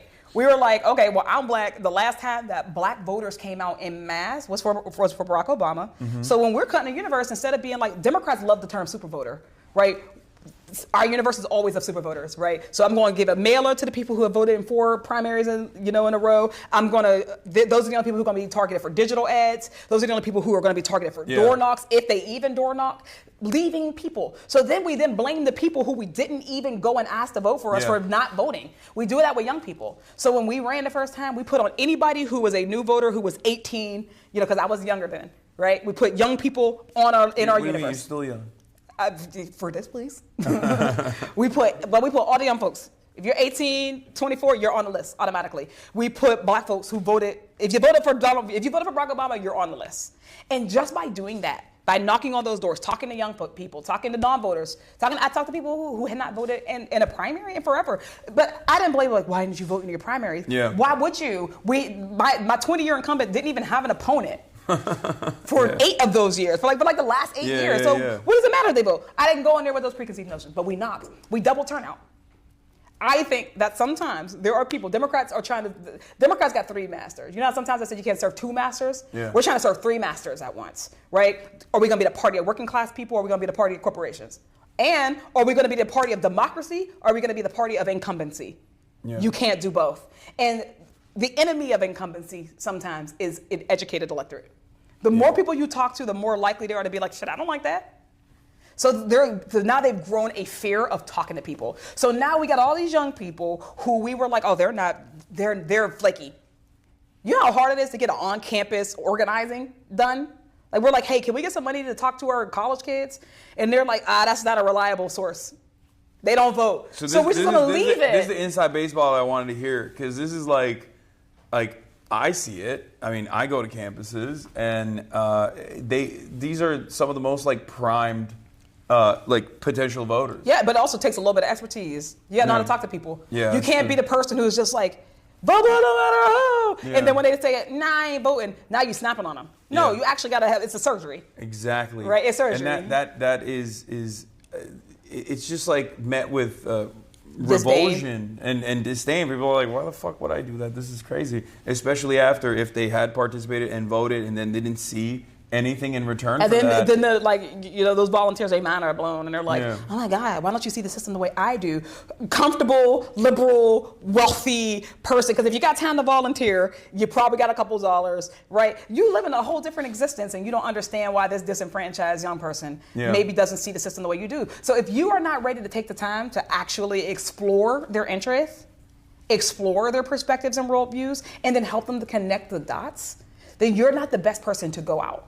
And I don't mean that just on those young people's doors or on that campus. You also shouldn't be out on our super voter doors, because we're trying to make believers of everybody. We're trying to make everybody get on the same program. It's like, you know how people are like, poor, kids of color deserve teachers of color. I'm like, white people deserve teachers of color. We should all have, cool diversity, whatever. I don't think that they should be on any doors. People need to be trained better. But to get them to go there. So now we're talking about, why is Turning Point? Why are these kids getting red pilled? Yeah. Well, you left them in the internet with no direction, no instruction, and they're finding out a different world by themselves, because the internet is a world, and they're navigating that world by themselves. Well, you know who went into that world? The right wing. Yeah. And they also have a shit ton of money back in it too. Big money. Because that's the other side of the story. Because they invested though. Call it an investment. Yeah. We got money on the Democratic side. Yeah. I don't know what they're spending it on, to be honest. I It's feel like not down ballot. Yeah. It wasn't historically judges. Yeah. It's just that you're absolutely right. There is this like media infrastructure that they've designed. They also pluck talent. Like Charlie Kirk himself, he became a nationally relevant figure because he wrote an essay in high school for his like high school newspaper about some hypothetical black woman that took his slot at West Point, which is bullshit. It wasn't even, he just made it up, right? But they were like, that's exactly the kind of young racist mind that we need.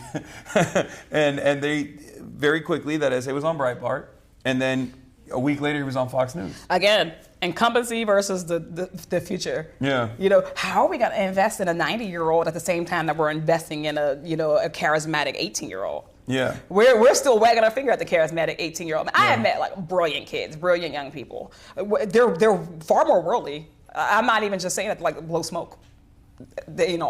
Some of them I'm like, damn, how'd you get over there?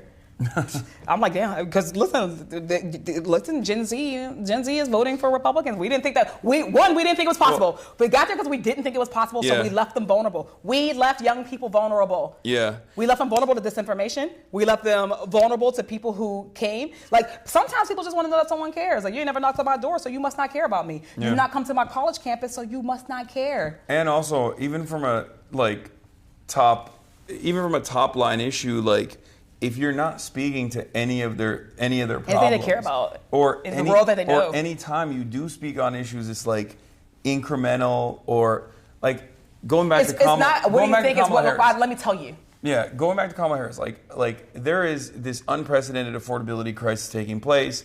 Americans experienced negative real wage growth for a year and a half under the Biden administration. That's gonna people are gonna punish you for that, like no matter what, right? They experience that. They're gonna be like, oh, I am seeing that this is the administration that's responsible for it. They've seen capitalism not work for them. Yeah. The alternative to that is it cannot be, we're going to give you $50,000 in tax credits if you start up a small business. Because that's not a solution. It's not a systemic one. Yeah, and it's also... That's a Band-Aid. But not only is it a Band-Aid, but it's also not an all-encompassing policy vision. Like there are so many, like people keep forgetting that we've diluted class in our political culture so much that people forget that like the working class is the overwhelming majority of voters. Yes. It's not corporate interests. Indisputably. It's not people that are, there's a lot of small business owners, sure, but like many of them are still owned and operated, so they're still working to a certain degree. Like, and they still. If your paycheck cuts off. Yeah. and you have no more money source, you are a working class American. Yes, exactly. Welcome. Unless you're making more money from capital accumulation, where your money is making the money for you, you're still technically working class American. Yes, you're on the working class side, and you have working class needs. Same with renting versus home ownership. There is a higher percentage of home ownership than most Americans would assume. For sure. Obviously, that's different in big cities and whatnot. But still, by and large, because of our home ownership rates are so abysmally low in comparison to other nations, it's around, I think, 40%. In the state of California, it's like 44%. It's higher than you would think, but again, that means that 66%. The real problem is that 6 people own the rest of it. Or 56%, sorry. Yeah, but again, exactly. 56% of people are renting though. So you have to have a message that focuses on their issues. And we never do that. We never talk about like lowering the cost of rent I'm just not going to say never, because also there are tons of people who talk about this all the time. They don't always get famous. Like God bless, the attention that Zohran Mamdani got. Yeah. But like he ain't the only brother who's been talking about affordability. He's not the only person. For sure. Yeah, that's what I'm saying. So it's like that's the other thing, right? Our media focuses on what it focuses on and who it focuses on. Yeah. And the fact that there are people who are talking common sense all over the place and are not getting any attention. There are better messengers than the people who are getting getting attention in this attention economy, right? But we care about historic blue checks, and not even like the now, I'm talking about from Twitter, blue checks. We care about people's clout. We care about those things and not necessarily the message. So what we then think is like, well, they're feeding me this over and over. That means that nobody's talking about it. There are people in the Democratic Party who are talking about common sense solutions every single day. And yes, and there are a whole bunch more who are in the way. And there are some who are in the way. Yeah. The battle that's happening, the tension that's happening right now is a good tension. Yeah. I think it's important that we go through it. I think it's important that we make our case. That we help them to understand that our viewpoint is not a us versus them. That's the other thing. I'm gonna beg people. This is my second time saying this today. I am begging people to stop looking at the political world in this linear, that everything is right, left, center. Yeah. Right? That's just not how people organize their politics, not how people organize their real lives. And we are ascribing it to them. We're leaving so many people who don't feel like they fit anywhere. That everybody fits in a bucket, and there's a prescribed message. Like there's a transcript for this bucket. And it's like, oh, I'm talking to this person. What's the pre-approved message for that person? Like we're treating people like that. Instead of being like, these people are holistically. It is not left versus right. It is top versus bottom. When we are able to kind of like transfer it over to that, I think we will have a better recipe for how do we now go back out into the world and get people who we have left behind. How do you think the Democrats change their branding? We have to change the guard. Yeah, because like right now, the reality of the matter is, if you ask an average person, their attitude is like, politics doesn't work for me. I don't know why I should vote for either party over one party over the other. And the way that people define the Democratic Party, unfortunately, is by whatever the Republicans say about them. Yeah. And I think a big part of the reason why, like even the Kamala Harris wants to do transgender surgeries, like bottom surgeries, the Guatemalan migrants at immigrant detention facilities, like that's not a key policy of the Democratic Party at all. And it's ironically something that even the Republicans have also done as well, because it's just like so marginal and it's just basic human rights. But the reason why the reason why they made it so prescient and so front-facing is because there weren't other things that she was fighting for that people could associate with the campaign. Part of that, but mostly, we continue to give a huge pass to the media. Yeah. Like for sure. The idea that the media does not have a responsibility. Again, the cornerstone of a democracy is education. Yes. And if the media is not there to educate people on what's real, then we don't have a good democracy. I mean, they're doing it right now with the Venezuela stuff. They've been doing it for a really long time. They do. I mean, yeah, they do it all the time. I know. This is my main gripe. And that is also just the treatment of Democrats versus Republicans in the media. I think that the media they understand how they operate in a democracy. Theoretically, they do not know how they operate in a failing democracy. And we are in a failing democracy right now. Yeah. Which means that their role has to be different. The ability to fact check, the ability to get and disseminate good information in a world of disinformation. Some media, I ain't saying all, some media has decided that that's not their responsibility. Oh, yeah. That especially in this money and politics era, that it's the candidate's job to get their own message out. Yeah. So how often, if there's not a big contested race, does nobody know who the candidate is at all? And we blame the voter. Like, hey, voter, how come you don't know who those justices are running for the court of common pleas? All right, like, why don't you know this? I'm like, well, they don't have a website. There's no listing anywhere. Where are the organizations that have a responsibility to get people information? And how do we localize that? Like, we can decentralize it to the extent, but how do we localize that? How do we invest in it? There are people who are vulnerable to disinformation because we don't have institutions that are trustworthy. Yeah. And the media plays into that. Like a Republican says something and the media will run that ad nauseum all day, every day. And then the left, the broader left will then be like, Democrats, why aren't you proving that you aren't doing this, that, and the fourth, right? So there's going to be less grace. We talked about it, right? There's going to be less grace for Democrats. Again, if they buckled next week, no one's going to think that it's because they actually cared about people and that they couldn't take seeing people suffer anymore. They're going to blame Democrats for buckling, not Republicans for literally being cruel, not Republicans for hating them. But again, that also, you're right. That's a structural hurdle that will always exist. But it doesn't have to always exist.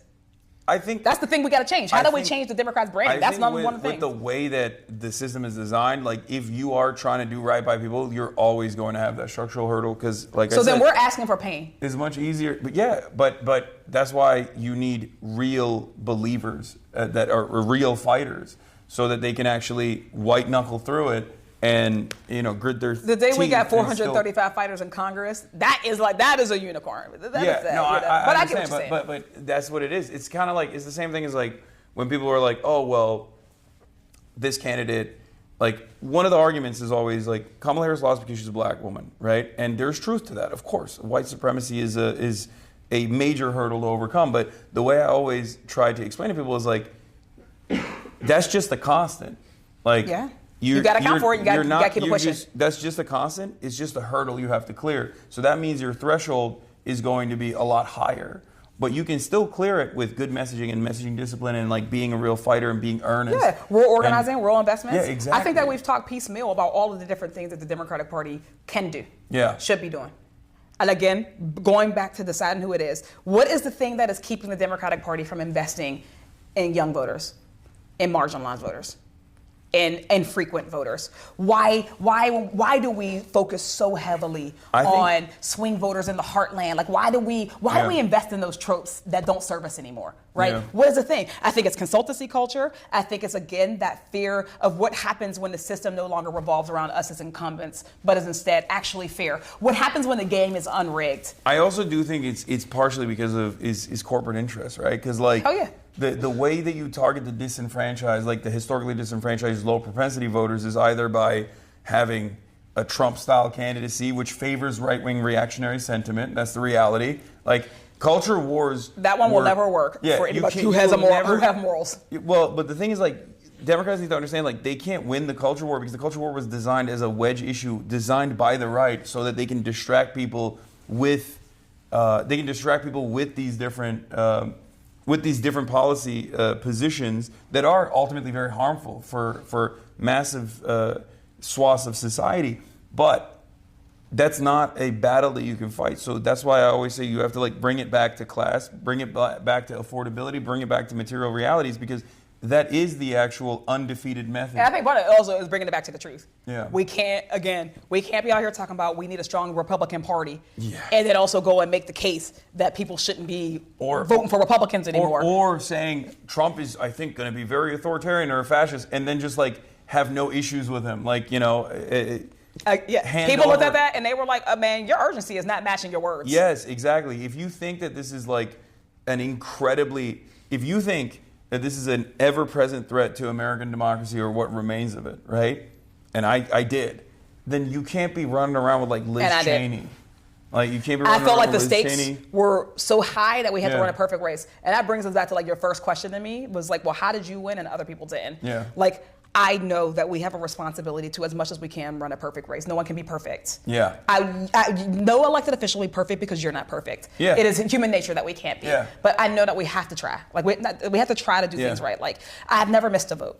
Yeah, right? And you also have to be more perfect than the other side. Yeah, you have absolutely. to be more perfect than your Republican I'm a progressive. colleagues. I gotta be. And you have to be more perfect than your centrist colleagues. You're institutionalist. Yeah. I can't move the way institutionalists move in this place, right? But there's also but then it goes back to the media where like they do have so much grace for whichever the right wing flank is, whether it's a race between a left flank candidate and a centrist, or whether it be a centrist Democrat and a right wing. It's like subliminal messaging. Yeah.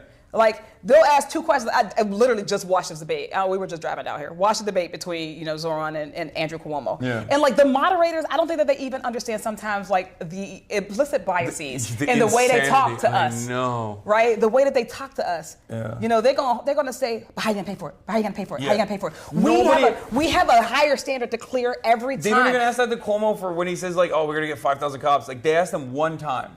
That only where are you getting them? Where are you time. paying for it? Never, one time. So it was like when I was running. When I come on day one, we got to come with clear understanding of policy. Yeah. Right. Because you speak well. Like, you're an orator, right? You're passionate. You're an organizer. So now you got to prove that you could be a policy wonk. We have to prove that we can be a uniter, not a divider. We got to prove our loyalty. But then you get other people who, I ain't gonna say no names, but they ran statewide multiple times and never had to ever talk about any policy at all. Yeah. Or their position is... how do we decide who gets to talk about policy or their position in the party infrastructure is literally to be the rotating villain. And so now people are wondering why they didn't know who that person was. It's like, wait, did we just not know it? I'm like, I don't know. Well, go back to the campaign. What do you actually remember about people? Okay. Well. I ain't talking about nobody specific. I'm talking in general. Oh, okay. I was gonna say if you're talking about one specific person. One person. No, I'm talking about multiple people. It happens If you were all the talking time, about though. one specific person, there are some people in If you this talk room about that one specific person, you can guess. some specific people, maybe in this room as well, were like, oh, let's overlook some of their negative qualities because maybe they're gonna be a part of this left flank, and then that didn't happen. Anyway, whatever. Hey, we all have our kinks. Right? The left have kinks just like the center does. Yeah. There is but as far as like this imbalance, it is always there. It's ever present. It's one of the most annoying things. It's just like if you are the person that says better things are possible, you automatically are met with cynicism. Mm-hmm. Like you're met with cynicism by the public in general as well, and you're met with the very same cynicism from the instruments of media, where they're just like, "What do you mean better things are possible? There's something wrong here. Mm-hmm. You're supposed to tell me everything sucks." Or you can only be like directionally you can have like these radical agenda items as long as it's on the right wing direction, and as long as it's like as long as the targets are vulnerable populations, marginalized communities, like undocumented immigrants, like defenseless people that are left defenseless or left to be defended by regular folk, and it's slanted. Mm-hmm. In that direction, and it just seeps into people. Yeah. I remember when my grandma was having a little house party for me. I was early candidate, so she just brought her friends. It was super cute, and all her little friends, they politically connected, mm-hmm. as old black ladies go. Mm-hmm. Love them, and we were talking about Bernie because I was like, I don't know, we're talking about, they're like, I don't believe, he's selling this, that, and the fourth. It wasn't all of them, but a couple of them, yeah, he's selling this, that, and the fourth. This is my family, right? Yeah. I'm like, wait, do y'all know how left-wing I am? And then, so it came back to, Medicare for all, because remember, in the election, every time he went to a debate, it was always like, how are you going to pay for Medicare for all? How are you going to pay for Medicare for all? Every time. And what that does, it just, programs people to think about it. So now we ask it. So now I got my black elders, my aunties and uncles, asking me, how's he going to pay for Medicare for all? I was like, you already have Medicare. Yeah, that's true. You already have Medicare. That's the craziest thing, because it's always people that already have Medicare that are like, wait a minute, this program might not work. It's like, well, you're a recipient. But funny enough, it was actually easy to cut through it. Yeah. So when we talked about it, I was like, tell me what you want in the world. That's how I started. Tell me what the world is mm-hmm. that you believe you want to leave for your kids. Yeah. And you let them talk, and it's like, oh, well, I think that, yeah, of course I don't want my kid to have diabetes and not be able to afford insulin, right? We talk about that. It's like, well, what's stopping us from having it? Where sometimes you just have to deconstruct the propaganda. You got to deconstruct the programming that we've been through. Again, we don't always take the time to do that. Sometimes with the left, we're not patient enough with people. Right? We, just like it's easier to tear something down than to build something, it's easier to create an opt-out than an opt-in. Yeah. The reality is that we need more people. Yeah. We need people to believe. We need people to drink the Kool-Aid, as it were, which means that we have to explain. Sometimes we think we don't got to do no explaining. I was like, I wanted them people to leave voting for Bernie Sanders, right? So I was like, I got to explain to them why they deserve Medicare for all, why they deserve a living wage, right? Yes, they deserve to be in their retirement, not living on a fixed income. Too many seniors are like, I live on a fixed income, and that's just the reality of things in America. So it's like, when I talk to people, it's like they have been trained to limit. The older you get, people say, oh, you get more conservative the older you get. That's not what's happening. You are having what you believe is the realm of possibility shrunk for you. Yeah. Life is shrinking your realm of possibility. Yeah. It's shrinking in and shrinking. Your lived experience is shrinking in your realm of possibility. Over and over. Imagine your lived experience in the political system. Yeah. Right? Generations of politics. You like, I came rah, rah, rah, and here we are. So now you start to accept that better ain't possible. So now you're listening for better ain't possible, and you think that anybody who tells you that is lying to you. So it's our job, and we should take it on enthusiastically to say that actually here's why better is possible, because sometimes you just gotta remind people where they started. Yeah. I reminded those old folk who I love where they started. I'm like, shit, if anybody knows that better is possible, it is you, because remember where you were? Right? Folks in my life born in the 40s. There's just no way Bernie was able to communicate that, though. He did not. I don't think he was capable of communicating that. But our next person like that does need to be capable of it. But that's also part of the reason why, representation also does matter quite a bit in this regard. Having a diverse, we are one of the most diverse countries on the planet. And a lot of people, I think, forget that oftentimes. And obviously with that comes friction, especially when we leave a lot of the dark chapters of our history unaddressed, and the wounds are still there, the economic inequalities are still there. They exist. And people don't even want to recognize it, and people want to even debate whether or not it exists, which is ridiculous. But outside of that, I think the positive aspect of that is that, like, by and large, Americans are also much more open-minded, especially if they do live in a diverse environment where they go, yeah, these are my neighbors. Like, it's not an accident that cities. People. It's not an accident that cities are densely populated areas are more blue. Or less xenophobic. Yeah, or less xenophobic, or more blue in general. That's just a byproduct of, like, being around people. Yeah. And it makes it much more difficult for you to believe what you see on TV about, like, certain racialized stereotypes or certain things about, like, other people, where you're like, no, I see these people every day. They're my neighbors. You humanize them. Thinking about the left, I love the left. I'm very much a part of it. And I'm begging people, like, my blackness informs my politics. Yeah. Like, they are not separated. You know, my blackness informs my politics just as much as growing up working class poor. Working poor informs my politics. It's a part of me, but it's also a part of the language that I can speak. It's a part of, like, how I view the world. It is a perspective that is meaningful. I am begging people to not ask me to erase that, or to not expect me to erase that. Yeah. We are not gonna. We actually don't win that way. Yeah. We don't win by saying, please suppress a part of yourself to be a part of this larger group. Yeah. Actually, like, we should be able to come. It's the reason why I was able to go and talk to, you know, I'm able to talk to the young cats on the block, you know, because they know me, because, you know, I've lived them. I speak their language. We don't all speak each other's languages. I don't speak everybody's language. Yeah. Do you sometimes feel like you have to, obviously, no matter what happens, like, I guess, like, the term for it is code switching as well, but, like, you have to sometimes just, like, not raise the issue? Because this is something that I've been, like, I'm white, but I'm also Muslim. And I, post October 7, have basically had to walk this delicate tightrope of, like, do I talk about, you know, how fucked up it is that someone's just, like, straight up calling me an Islamist fundamentalist terrorist or whatever, jihadist? Because if I do raise that issue, then that's all the conversation is going to be about. And then I do sometimes feel like I'm going to alienate folks that don't have that experience, or can't even, like, personalize that experience at all. White people, for the most part, white men, for the most part, right? And that's primarily my audience. Yeah. So sometimes you just have to, like, eat it. Do you ever feel like that's a thing that you do in general? I never want to lead people astray with this. Yeah. I have, I believe, lived a different existence than people. I had some little kids ask me, like, Summer, what's it like to be, like, the only black woman, you know, in a space? They're, like, business or whatever. And I was like, your teachers are going to be really mad, but I'm going to tell you, my rule that I made with myself is that I'm going to never leave a room and be the only person uncomfortable. I just won't. And like that is my rule. So when it comes up to it, yeah, I will go in there and I'm the one who will drop the bomb. I'm the one, if someone is saying inappropriate things, or they're, like, leaving out, you know, if they're leaving out or erasing, you know, a critical part of the narrative, I'm gonna go ahead and put it back in there. The elephant is standing there. Like, I cannot not see the elephant.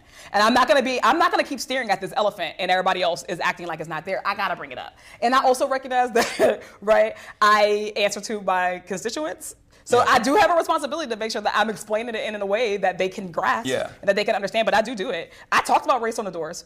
Like, I exist in the Western Pennsylvania. Yeah. You know, Western Pennsylvania is not, like, it ain't the People's Republic of Pittsburgh.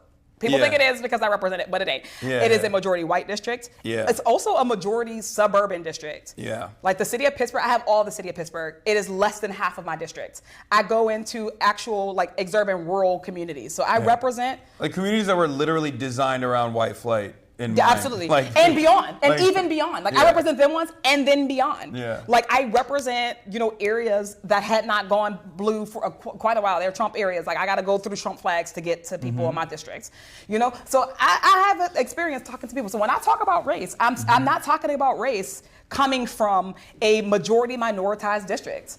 I'm not. So it's a choice, and I do choose to do it. And I don't always, because you know what I say is, I think your gauge should be you, not them. Yeah. How do you feel on today? Like, do you feel like you have the energy to humanize yourself on today? Yeah, that's exactly. That's what I try to explain to people. It's like, it's sometimes good to take on the emotional labor. Yeah. but you're not gonna feel up to it every single time.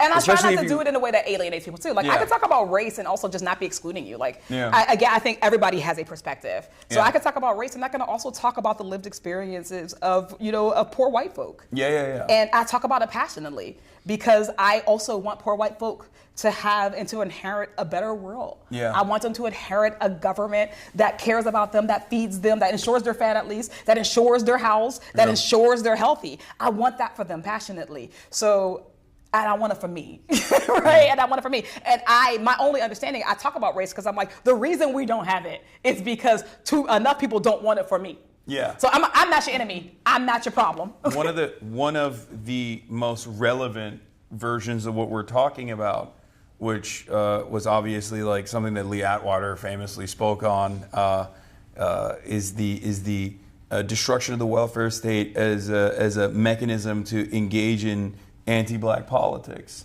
The notion that you move on from saying the N-word and then the aftermath of the civil rights struggle to basically talking about desegregation or busing, all the way to the welfare queens narratives, right? Mm-hmm.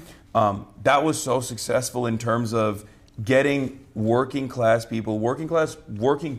people in white communities to get on board to abhor something. Yeah, with the destruction of a welfare structure that it was actually beneficial for them as well. And then, of course, the same with affirmative action. Signed by Bill Clinton, a Democrat as well. But yeah, exactly, affirmative action too.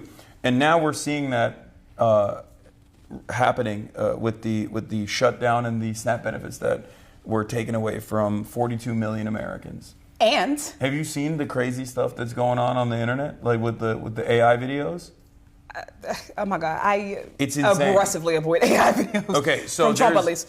So there are Fox News went and covered, as though this was a real video, a collection of AI videos that we found with black women speaking to the camera, saying, "I have 7 children from 7 baby daddies." Yes. And the taxpayer needs to foot the bill. The notion of like irresponsible and entitled about and angry. Mm-hmm. And they I could not believe it that they were just like using AI videos. I absolutely can believe it. Well, I mean, I can believe it too, but like it's still fucked up. Do I believe that they will use racial animus to their end? But also, when you said that 42 million people are cut from SNAP benefits, and also farmers. Yeah. Because again, when we talk about the other what SNAP actually does is a subsidy. It is a subsidy to groceries, to small business, to farmers.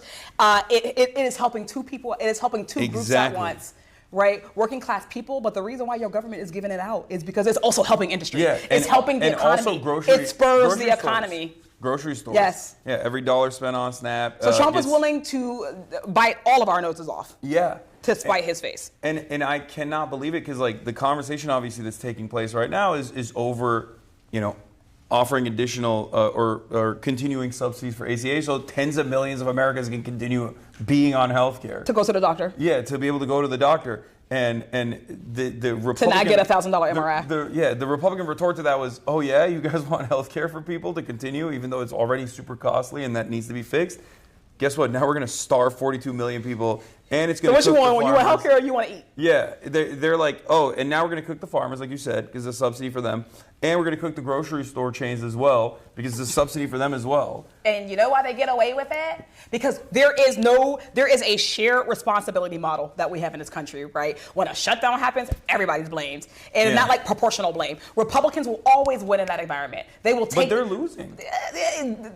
They're losing right now. When we're out of the authoritarian regime, that's the loss. That's the only loss that matters for me.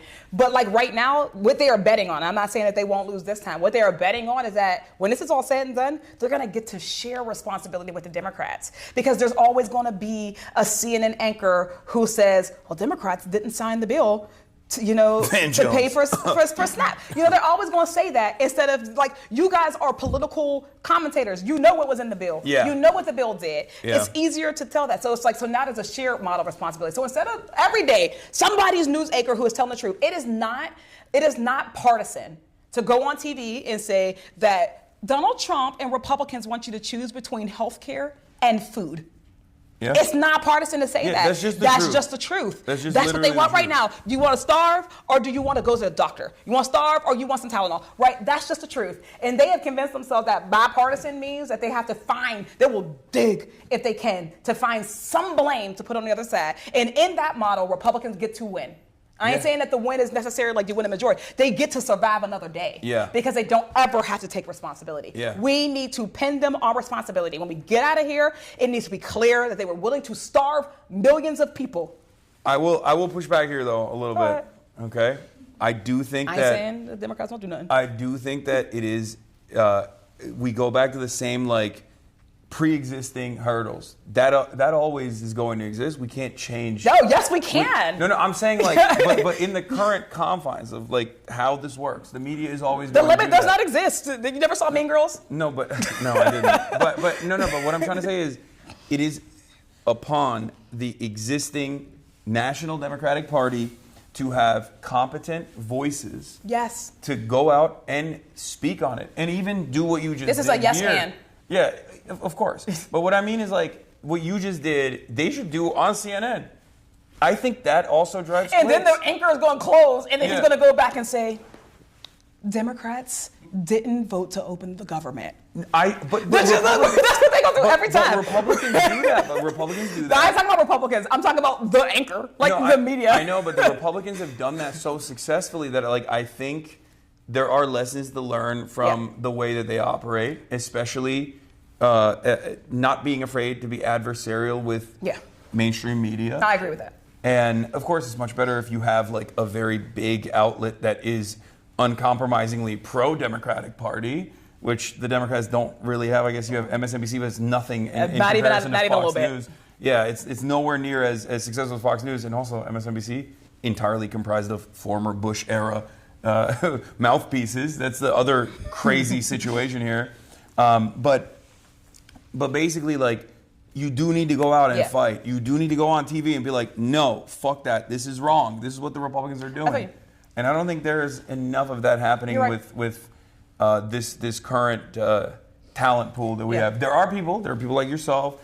There are young and vibrant, dynamic candidates. There are young and there are candidates who come from a working class background. There are politicians who want to fight and center the working class in their issues, in their messaging, and there are people who want to fight, but unfortunately, I think like there are impediments, large internal ones. Yeah, the large section of Democrats that are the most visible, like the leadership of the party, they're not doing it. So we got to choose right now. So back to like, what will the Democratic Party be?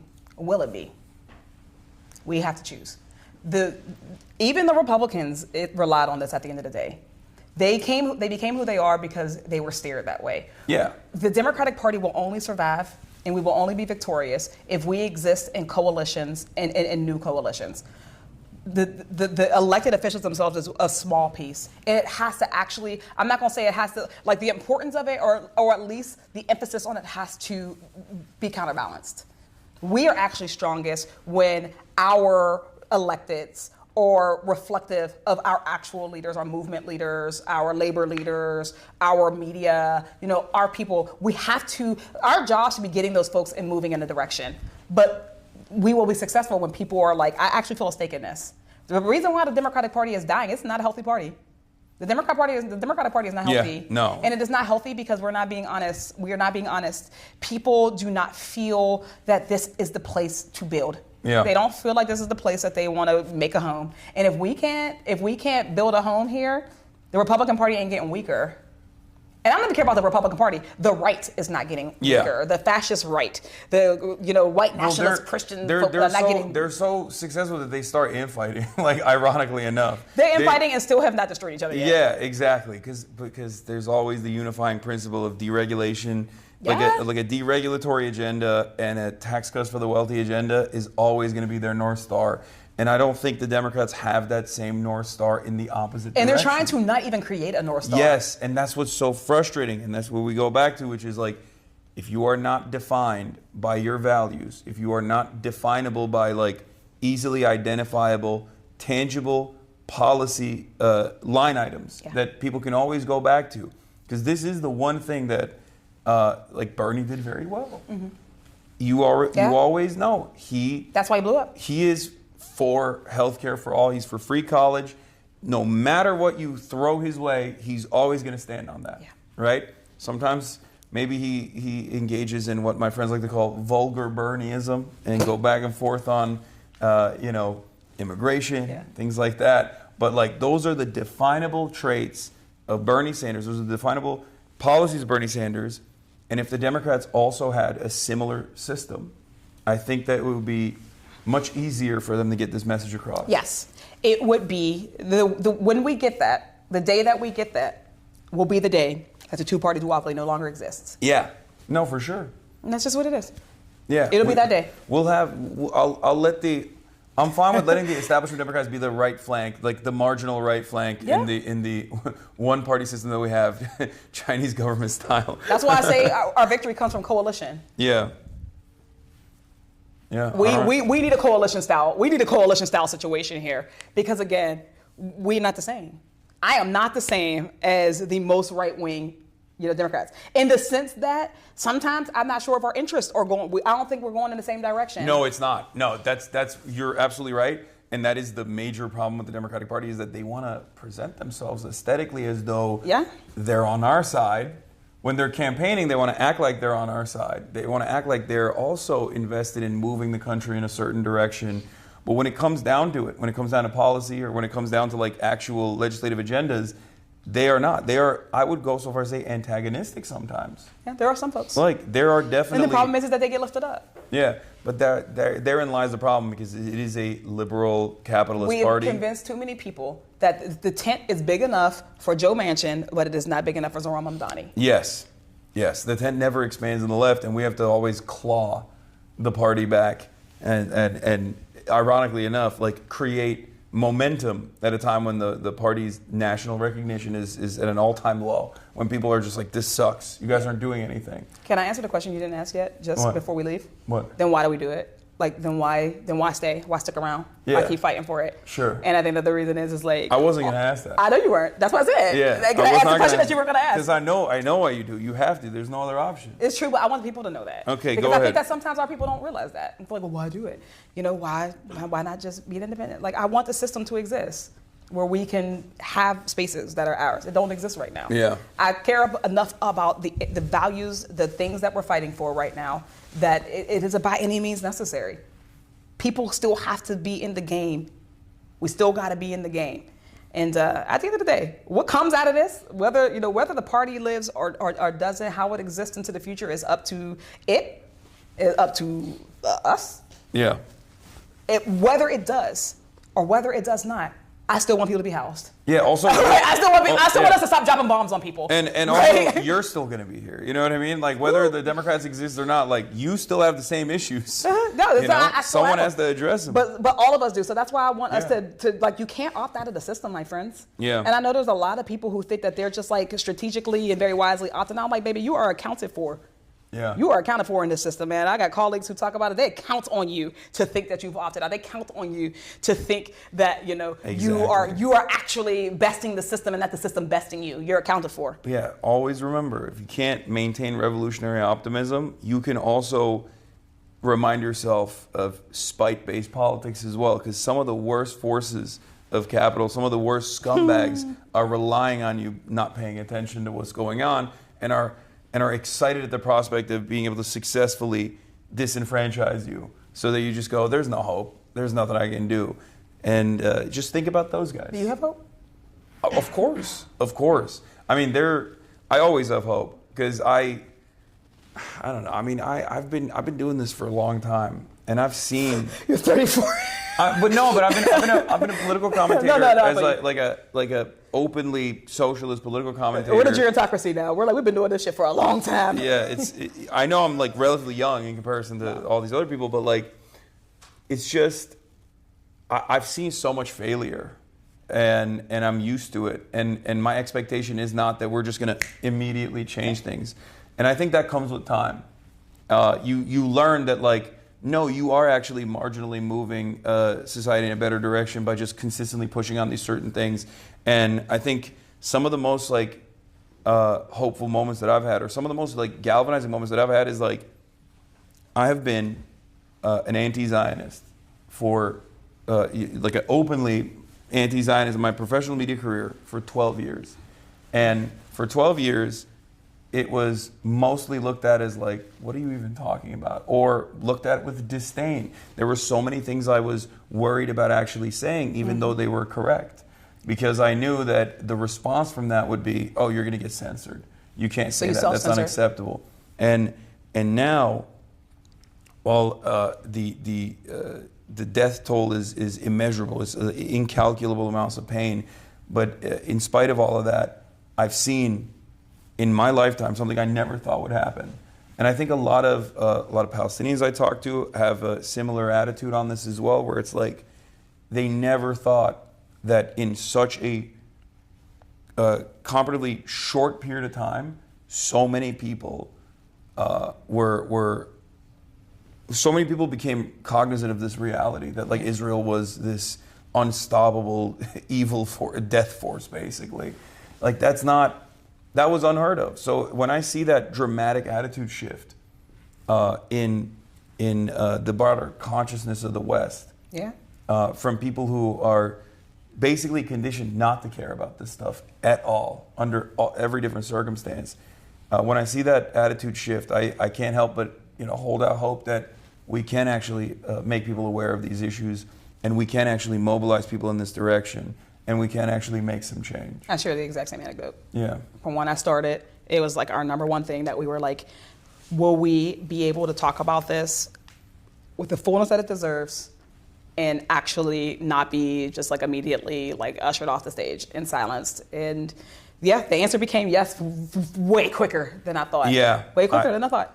Yeah, and I think like I'm critical of NGOs sometimes in the role they play in advancing American interests, American imperial interests.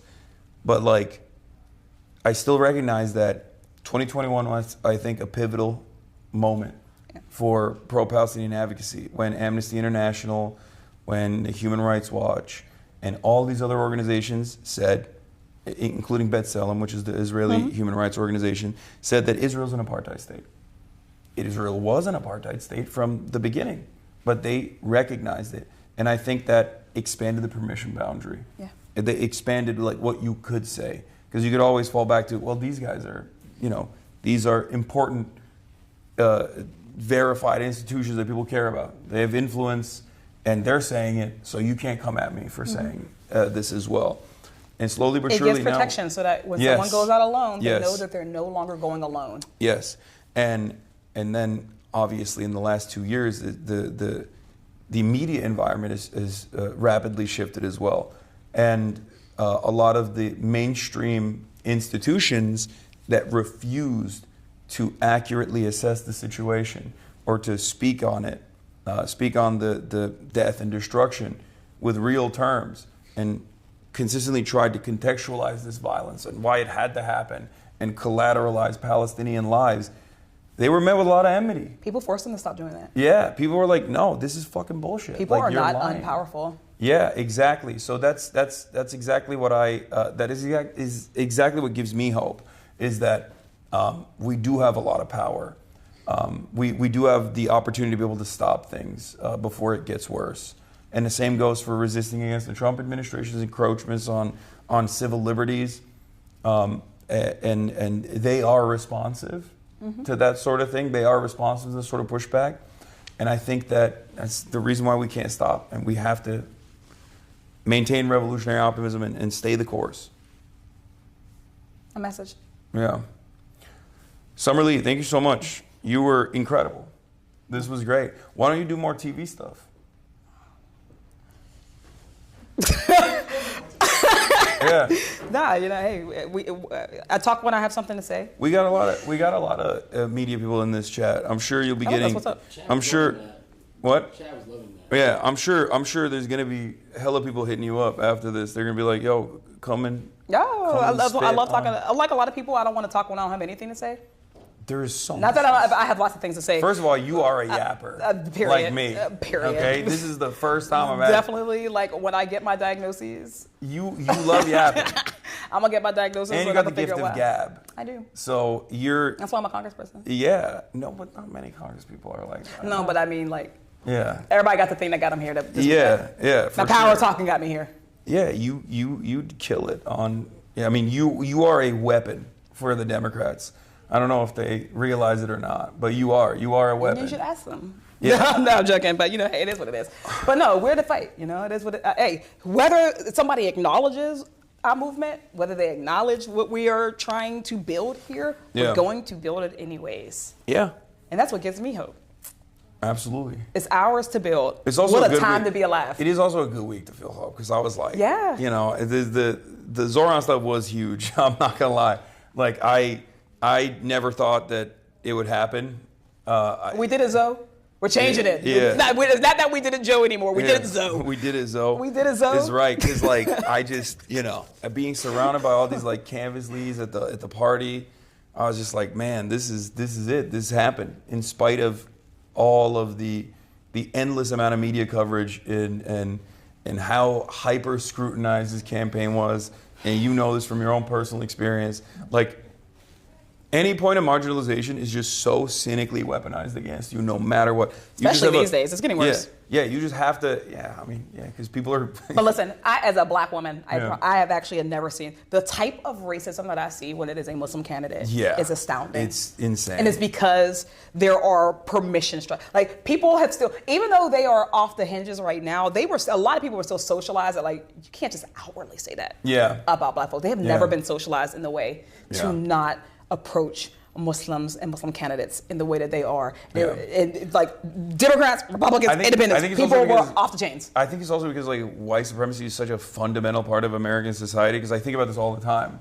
Like I always say, like there is a permission threshold of permissible bigotry. Yeah. Right? Misogyny. Like there's a misogyny, anti-blackness, anti-trans behavior, and it swings, right? Mm-hmm. But anti-blackness is such a foundational, such a foundational part of American culture that like it's become, it's been imprinted into our culture in a way where like you can get away with saying things that are basically the same as like saying the N-word, but without saying it ever. Because if you were to say that, everyone goes, "Oh, that's fucked up." I was literally going to say that racists really think that the N-word just impacts us. It's like, I care less about you saying the N-word and more about you using the system to oppress me. That's actually what I'm trying to say.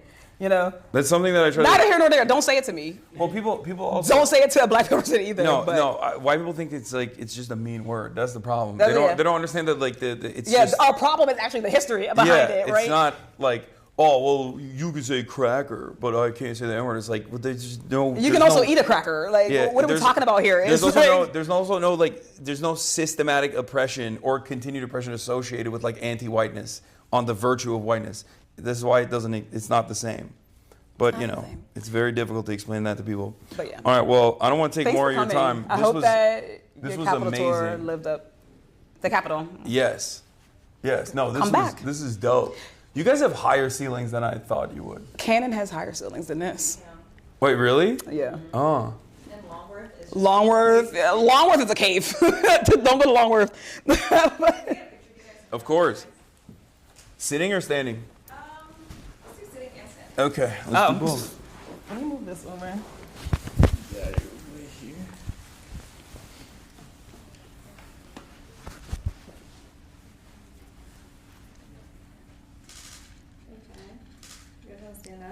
Sure. This is a comfy couch. It's more comfy than I thought it was going to be. Lore, this is Nancy Pelosi's old couch. No. No. I didn't even mention it. This is Nancy Pelosi's old couch. Okay.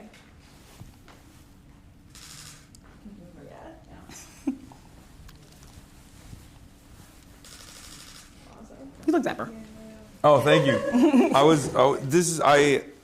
I dressed up for you. I dressed up for meanwhile, Congress. I wore jeans for you. No, it's all good. Also, I'm off though. I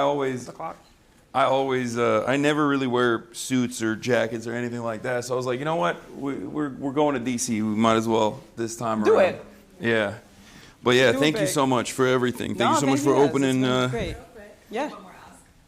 What's up? Do you want to do it direct to camera? Oh, these people want me to do it direct to camera. We love it direct to camera. What do you? She has more to say. Well, do I? Yeah. No, listen to them. They're right. Yeah, no. They want me to do it about the shutdown? Yeah, if you want to just cameo, you're welcome. You want to cameo? Too. Yeah. Hold on. I'm like, hey team, where you running from? Where you running from?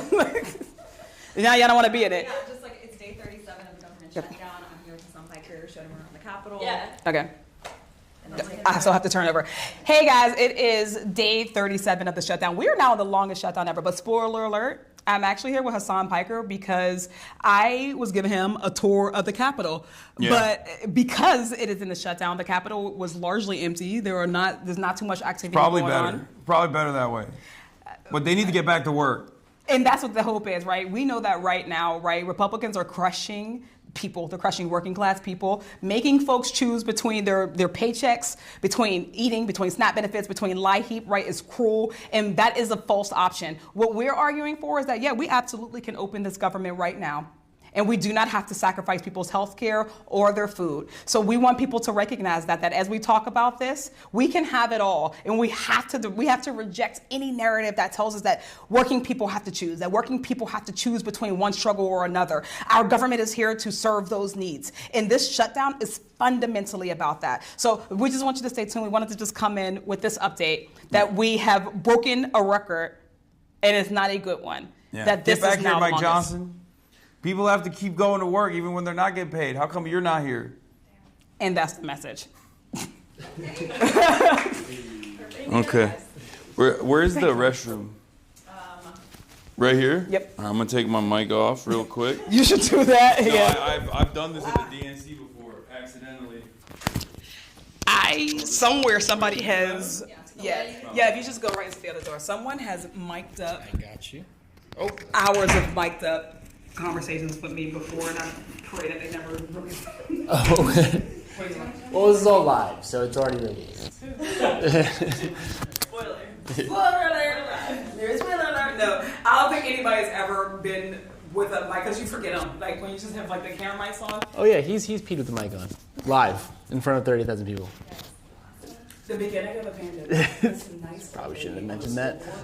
Took a shower on Zoom in Pittsburgh Public Schools, y'all. She did that so much. How we feel, Chad?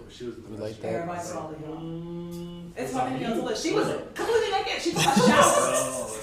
She took a shower. It was devastating and sad, guys. Devastating and sad. Terrible. But, you know, she lived to die another day. She's still in the game. Good for her. I feel like I would have flipped one. Yep. Oh, I gotta throw this mic on, Chad. Change my name. I'm doing it. That's just me, though. Where's 570? Where's 570 Eric go?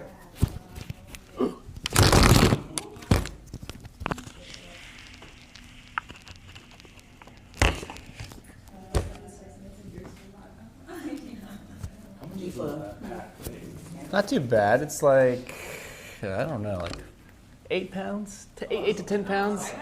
Your backpack? Yeah, with a stream backpack, yeah. I mean, after like the 4th hour, it's not too bad. Let's see. But yeah, it's always live. After this, he goes and does more news coverage for Sounds fine. 4 more hours, 5 more hours. I would not want to be on the camera all day. First of all, Yeah, I am largely feral. definitely. If a congressperson goes, you know, it takes a lot for me to just not say the thing that's just sitting right there at the dome. Yeah, definitely. Not much you guys for doing it though. Well, don't let me in there. It's him. I'm off after this. What are you guys talking about? You're How you're crazy. Still. Oh, yeah, I keep it going. I told him about the piss mic. Oh yeah, I pissed Mike myself at the DNC in front of like 80,000 people. It was crazy. Yeah. Yeah, that was their reaction when I said it too. They didn't laugh. Yeah. Might be conspiracy. Who are you hitting next? We're gonna go back. I'm gonna go back to home base and cover the news. All right. Usually we do that beforehand, but because of the time zone difference and your availabilities, we were like we want to come in first and scope out the scene. This is Nancy Pelosi's couch. Yeah. So That's like what they told me. It's nice. It's comfy. More comfy than you would think. She has a better office than this. I would assume. Well, actually, she still has an office. Yeah, I mean, I guess, yeah, technically. She's just retired. She's retiring. I know. Yeah. Very, You think? very saddened by this information.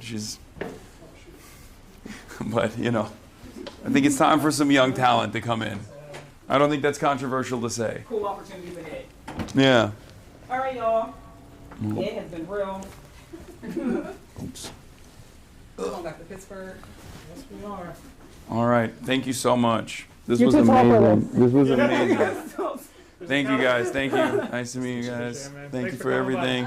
Hi, y'all. So nice to meet you. You're doing Lord's work back there. Thank you so much. All right. Nice to meet you. Yo, dude, good to see you. All right. Bye, y'all. Thank you so much. Ooh. All right. You got the other one? I got the other one, yeah. What's up, man? What's up? No. Nice to meet you. I just wanted to say hi. Oh, hi. Oh, hell yeah. Yeah. Okay, we'll figure it out. Sounds good. Thank you so much. Cool. All right. Well, thanks for saying what's up, man. Nice to meet you. Yeah. Yeah. Of course.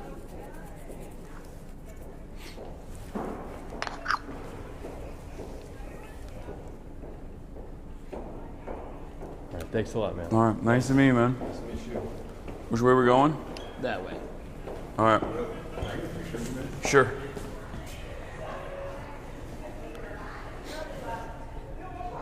I think you have one more. I think you have one more. Sorry, I'm Oh. returned. I'm a fan, so I wanted Oh. to ask for a picture. Yeah, of course. Let's do it. Yeah. My sister's gonna freak out. She loves Yeah. you. I'll She's not take. even Yeah. into politics. I didn't even know why. Yeah. I'll take photos with anybody, whoever wants it. Let's do it. Can you take out my phone? Wait, the home camera's dirty. I'm taking it off mine. Okay, thank you. Can you say hi, Uspa, to your stream? Hi, Asma. Uspa. Uspa. Hi, Uspa. That's her name. She's watching right now. Where are you guys from? I'm from Maryland. We both go to UMD. So No, my but dad's Uspa. What is a? Oh, we're Kashmiri. Oh, Kashmiri. Nice. We're Kashmir. Hell yeah. Okay, can I take a picture? All right. Yeah, of course. Thank you. Yeah. I'm actually AOC's former chief, Oh, and so I've seen your talk to her over time. Yeah. It's like, you know, it's been cool to see things you're doing. yeah. Hell yeah. Oh, it's, Do you mind? No, of course not. Thanks. All right. Good? Do you want one? I can do one if you want. This guy. Pictures all day, man. Come on, I Go do on it. tiptoes. tall dude. I'll send it to Amber. Appreciate you coming by. I do this all day. What do you mean? It's all good. Cool, man. All right. What, and you're West Coast? Yeah. Okay, well, if we're out there, we'll try to hit you up again. All right. Oh no, that'd be great. That'd be amazing. All right. Have a good one, guys. Bye, y'all. That was fun. That was sick. Yeah. All right. We're gonna go back. Chat really enjoyed that. Oh yeah. They were locked in. Yeah. Yeah. She's amazing. Yeah. We go down here, right? Yeah, to the first floor. Yeah, Summer's awesome.